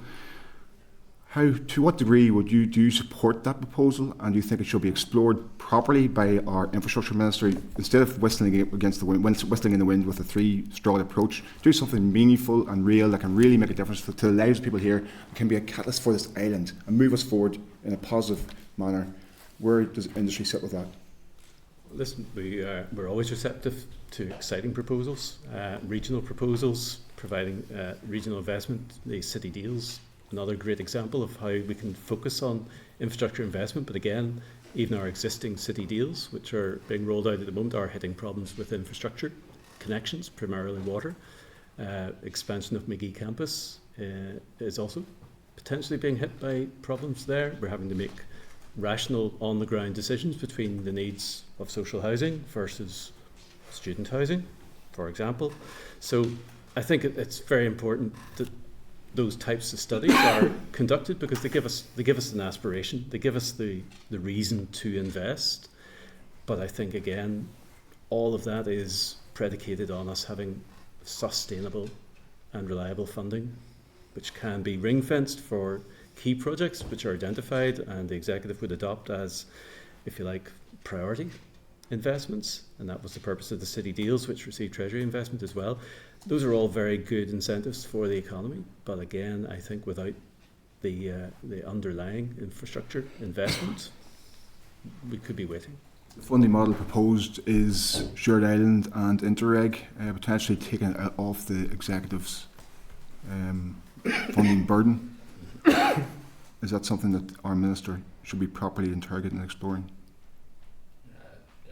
Any avenue. I mean, I think what would be very clear, though, would be that without doing what is currently priced at the £107 million upgrade of the Newry's wastewater, you can't deliver that report. So that is a fundamental building block. Yeah.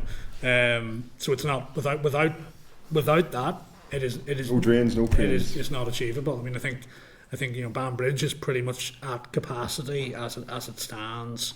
Although it's still open, but it is relatively close capacity at the minute. So arguably, actually, it's potentially that the £107 million could be an undervaluation, because again, what we go back to is that scheme, the full upgrade of Newry, was in this price control. So as they move towards, I think, NI Water make their capital submission to the regulator in April, there will have to be a re-evaluation of all those projects in the context of increasingly the environmental piece as much as the economic piece, in a way that maybe hasn't gone to the same extent before. But yeah, that document is very well thought through, very detailed. We haven't looked at it ourselves. There's nothing in it that we wouldn't disagree with. But without doing that bigger Newry upgrade, it's not possible. Yeah, true. On to the SUDS bill, which is a catch-up bill, right? Come on, folks, we're really presenting this as some wonderful piece of legislation. It's a catch-up bill. On site, as I described to you, I was designing SUDS in the schemes nearly 25 years ago in Dublin as a civil engineer.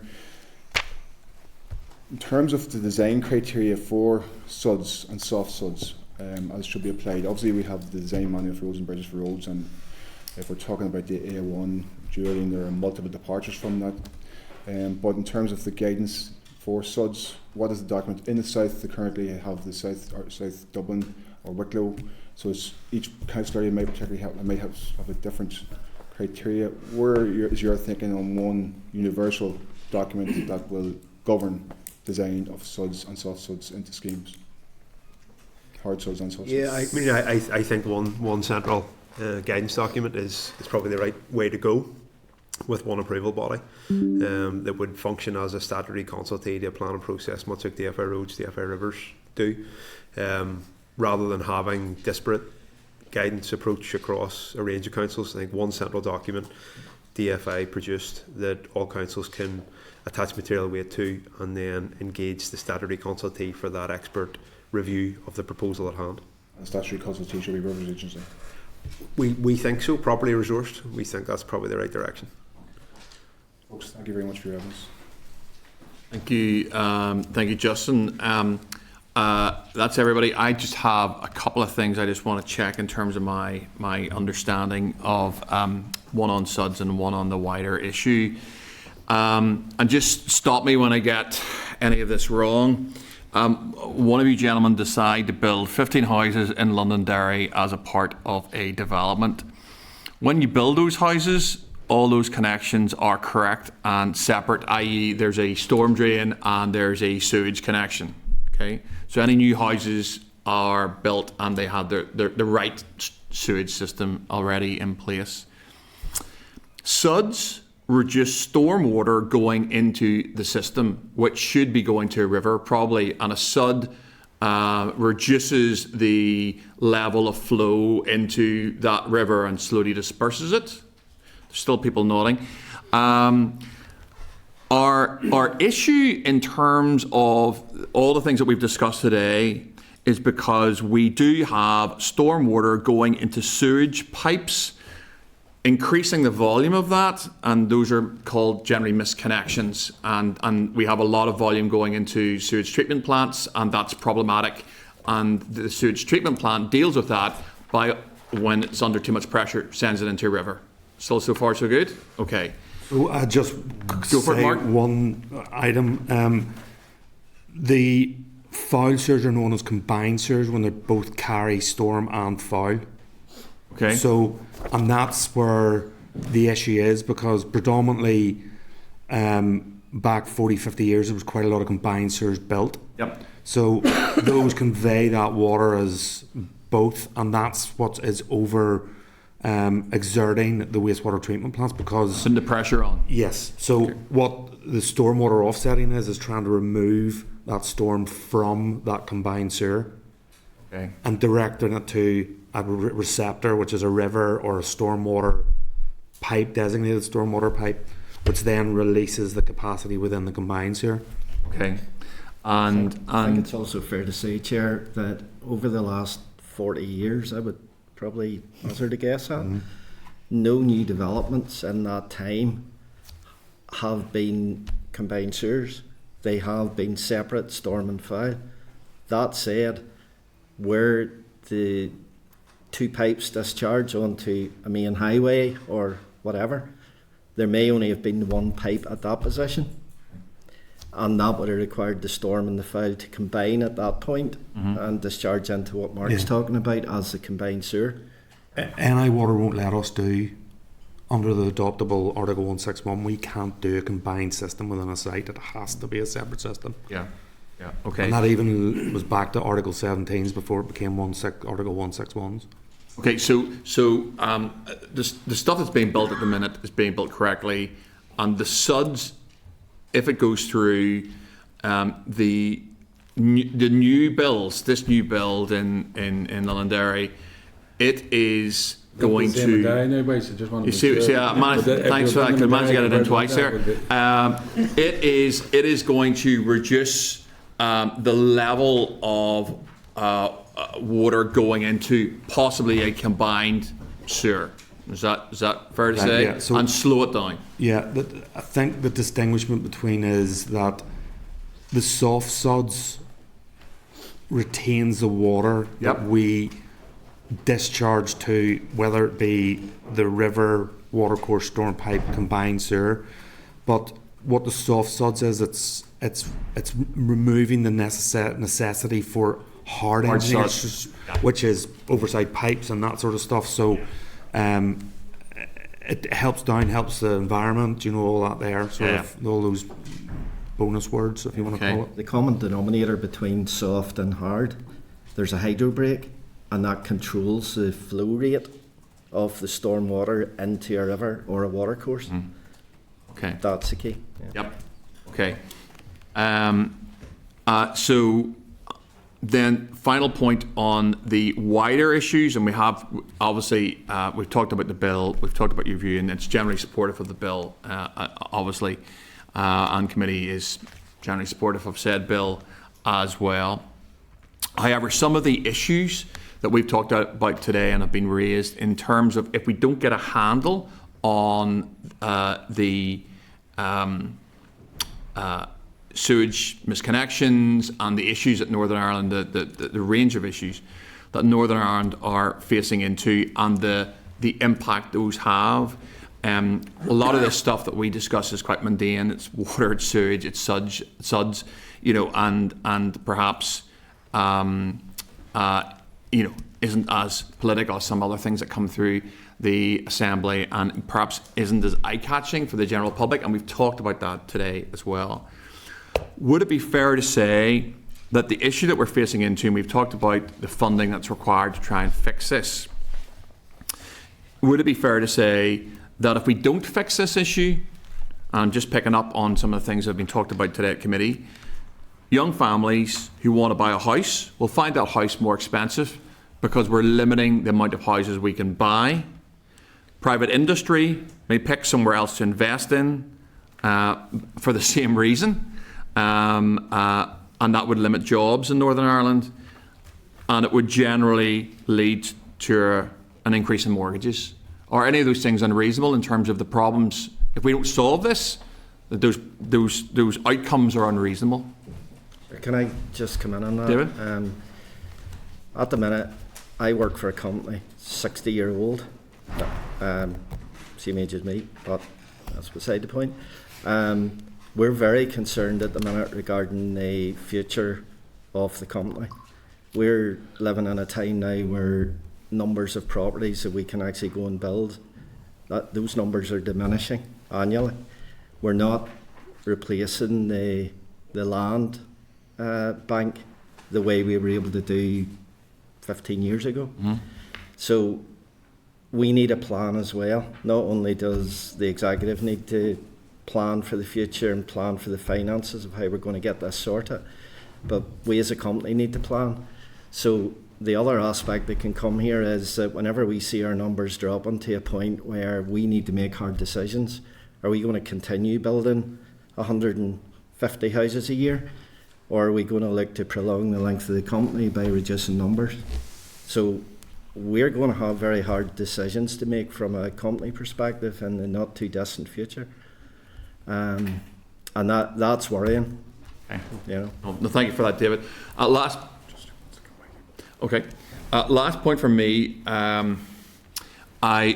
We were in committee. I was just having a look, and there is a presser from the Minister in February of last year. And as part of that, the Minister said it was also heartening to read recently that construction here is at the highest it's been in 15 years. That's just verbatim from the Minister. That was February last year. Does anyone want to react to that? It seems a little at odds with what we've been talking about. Those types of reports, which are both government and also some other agencies produce them, they are based on cumulative turnover.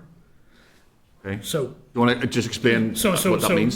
So the amount of money. So Northern Ireland Executive's capital budget this year is higher than its capital budget last year. Yep. Yeah, it did, but it therefore follows that the amount being spent through the construction sector is higher this year than last year. Okay. If it were not going up year on year, we would be in even more trouble than we already are. Okay. There is a much more of a focus now probably on repair and maintenance. Maintenance is a much bigger focus than it was. But yes, in terms of the actual output, yeah, it's been going up consistently year on year, really since. I think if you think of the 2008 recession, probably our low point was 2012. Mm-hmm. There was a lot of money still moving around in the system that came from the previous Labour government that kind of washed through. Once the coalition came in, there was a drop, but ever since year one of the Tory Liberal coalition, it has built up year on year and year again. But it's what you would expect. That's fine. Justin, you wanted to come back in? Yeah, just very quickly, in terms of the separation piece, and Newry has benefited from separation and offsetting upstream. Just clarify what's happened in relation to APB. They removed effluent from that facility to free up capacity. Is that exactly? Yeah, and I think there are several. Again, leave it to NI Water to give you more detail, but they've certainly, I think, suggested to us there are 4 other areas where a similar type model, where you would have that kind of heavy commercial, that you could find something to do. And I think I'm going to say town names now, and I could be corrected, but I think it's Cookstown has been referenced, Enniskill and Dungannon, I think. So where you have a similar kind of agri-commercial setup going on, where something could be done. But again, it's relatively small-scale investments that are time-bound in terms of what they unlock. It's not suddenly, if you do something in somewhere like Dungannon, where suddenly Dungannon, every house builder could flock to Dungannon and turn it into a new Mecca or something like that. It's a time-bound investment to get you over a 5, maybe maximum probably 5-year hump.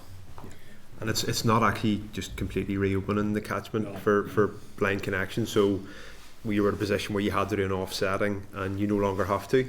So what we're involved in a scheme for 50 social homes in Uri, and what it's done is reduce the level of offsetting that we have to do. So it hasn't simply just created a connection. We still have offsetting at a substantial cost. It's helped, but it hasn't completely fixed the problem. I think our understanding as well is the private business there made a substantial contribution to those capital costs as well. Thanks, folks. Okay, listen, thank you very much for your evidence today. I don't think Dungannon's ever been described as a Mecca before, but my previous colleague on the committee, Keith Buchanan, I'll make sure to put that to him and ask if he agrees. Thank you very much, gentlemen, for attending today. Not all our evidence sessions are as long as that. I think this is crucial stuff. It is. It's crucial stuff for Northern Ireland. Some of the evidence that we've heard today is new. Some of it's stuff that I'm aware of. But it goes to the importance of the work this committee does in terms of just a single issue. And as Andrew talked about earlier, the strands that it feeds into in terms of just a young family wanting to try and buy a house and finding it's £20,000 more than it was last year because we're not building enough houses because we can't. We need to solve this problem. Well, we don't. Minister and DFI needs to solve the problem, but and it's a wider executive issue as well. But look, thank you very much for your time today. Really appreciate it. Thank you very much.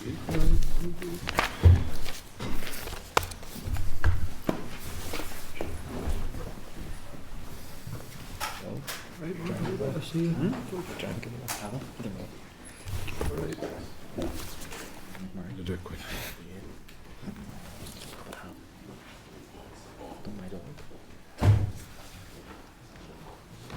Okay, colleagues, we just need to discuss and seek agreement on any suggested actions arising from the briefing. I'm going to hand over to Michael first of all, just in terms of anything that he picked up in terms of further questions we might need to ask, or... There were no specific information requirements from members for CF or others to come back on. Just remind members that the Institution for Civil Engineers is coming next week to talk about the bill, and we've invited Syria. I think it's not confirmed yet, so there'll be more technical information provided next week, but the list of themes will be updated as well in terms of the bill. So unless there's anything specific the members had in mind, there wasn't anything that was obvious that was being asked for. I just had one, just in light of what Harry asked earlier, whether or not we maybe could approach the Federation and just ask if they have any mapping in terms of, are there particular areas of pressure for housing in Northern Ireland that are being affected by the bill. Whether they have that or not, I'm not sure, but if somebody has it, they probably will. So just trying to identify, are there areas of particular stress and areas where there's maybe not as much pressure. Members are happy enough with that. Justin? The point you did raise, Chair, in relation to house prices and lack of water and wastewater treatment and drainage capacity. Can we get some figures? Who can we ask for hard figures on those costings, those prices? How much are houses up because of inadequate water, water infrastructure, which the general public will be concerned about? It's an interesting one. It's an economics question, really. I'm gonna do a bit of tap dancing here, and then I'm gonna go to Michael. I'm not sure how much you're up at the minute. I suspect that, well, certainly the tenor of my question was they will go up. It's basically supply and demand. If you restrict supply of something and demand is static, although I suspect with a rising population it's probably going up, the price of said good will naturally rise. So this is going to happen. I don't know how we would find out or whether we could get some mapping done as to projecting forward. Michael, what do you think? Well, we can certainly get statistics on house prices and their fluctuation, but it's whether we can attribute that directly to a lack of provision for wastewater. Can I just check that committee was agreed on the first point to write to CEF around mapping? Yeah. Good, we see nods, that's good.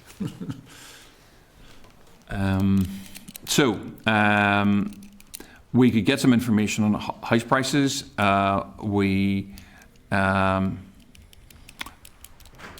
We could maybe ask the witnesses have they done any, because Turley and Grant Thornton did a pretty good job on the report, and I know that Sam's background is in that sort of stuff.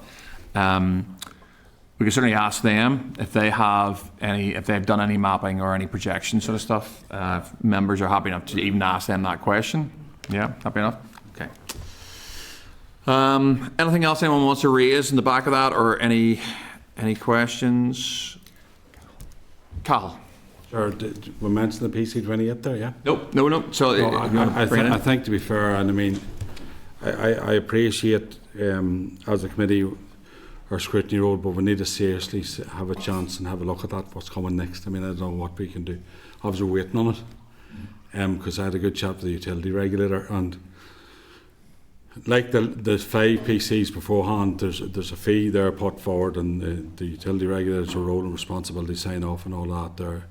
I'm not arguing where NIW needs this amount of money or not. We need to have a proper conversation with people. The CF has a big role to play as the utility, but we as a committee need to see it.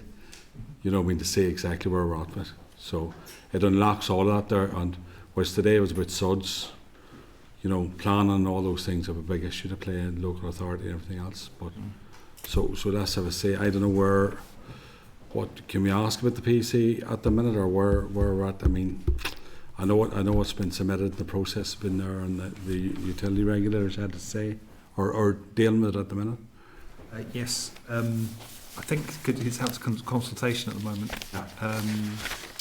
We could write to the utility regulator and ask them. I think we may have done that already. Okay. I think members may have agreed for the utility. Yes, members agreed a while back to have the utility regulator come up. Oh, okay. Once the consultation it actually closed in October. So we'll check when they're ready to come up and ask them that. Happy enough, Colin? Yep. Thank you, Chair. John?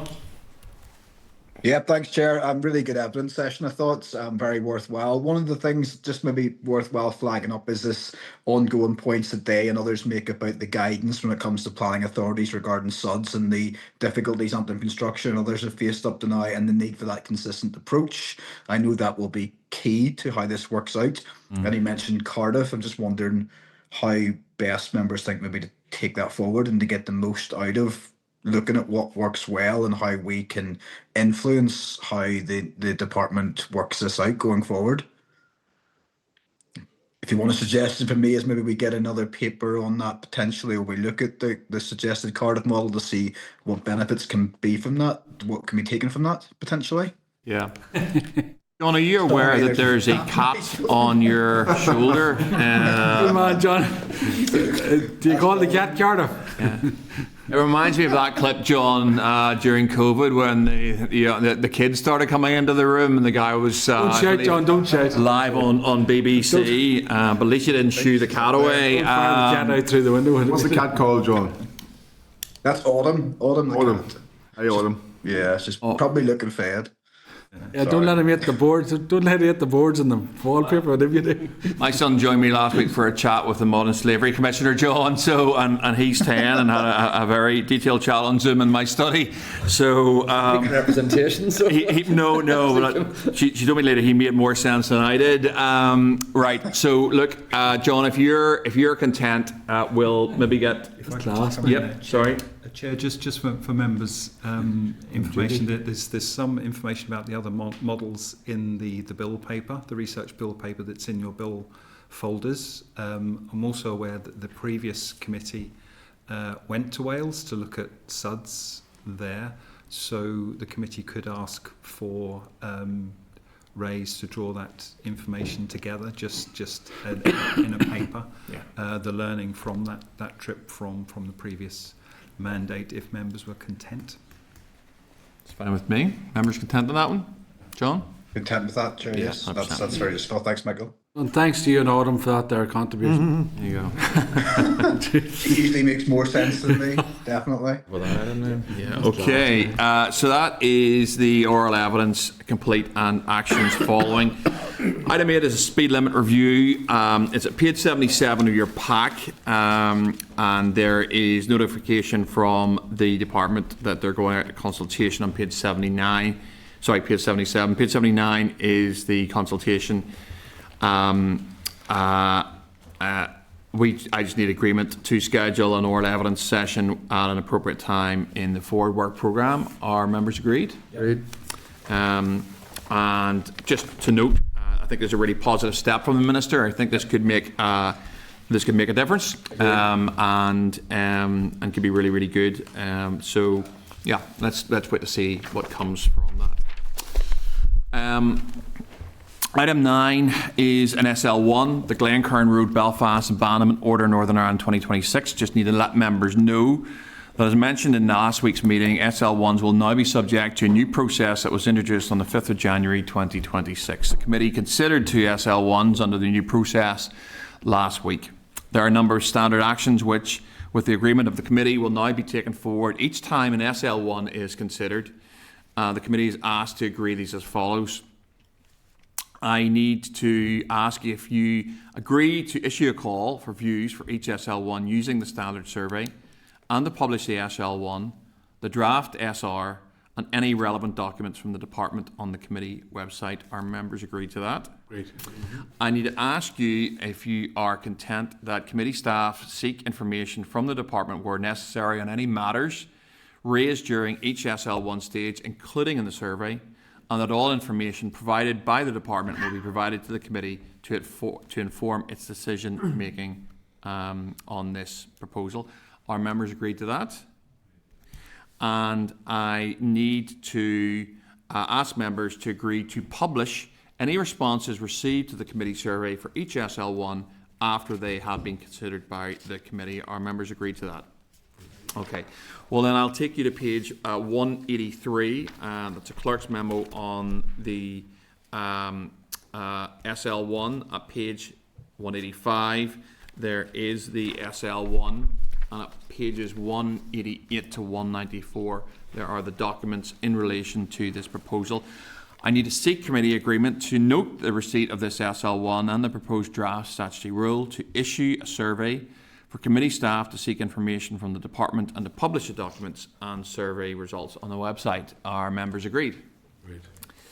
Item 10 is SL1, the Prohibition of U-turns Belfast Amendment Order Northern Ireland 2026. It is at page 195. You'll see the clerk's memo. At page 197, there will be the SL1, and at pages 200 to 203, documents in relation to the proposal. I need to seek agreement to note the SL1 and the proposed draft SR, to issue a survey for committee staff to seek information from the department, and to publish the documents and survey results on the website. Our committee agreed. Great. Item 11 is the SL1, the St Andrews Square West, Belfast Stopping Up Order, Northern Ireland 2026. It is at page, the clerk's memo was at page 205, at page 207 is the SL1, and at pages 210 to 216 there are documents in relation to the proposal. I need to seek a committee agreement to note the receipt of this SL1 and proposed draft statutory rule, to issue a survey for committee staff to seek information from the department, and to publish the documents and survey results on the website, and to have committee agreement. Item 12 is the Forward Work Programme. It is at page 217, and subject to any feedback from committee members, I would need to seek committee agreement to proceed with the evidence sessions as set out in the draft Forward Work Programme and to reflect any decisions taken today. Have any members any comments on Forward Work Programme? Do I have committee agreement? Yep. Item 13 is any other business. Members, does anyone have any other business they wish to raise? Okay. Item 14 is the date, time and location of the next meeting. I just need committee agreement for the next meeting to take place at 10 a.m. on Wednesday the 20th of January in room 29 at Parliament Buildings. Are committee agreed? Agreed. I will then adjourn the meeting.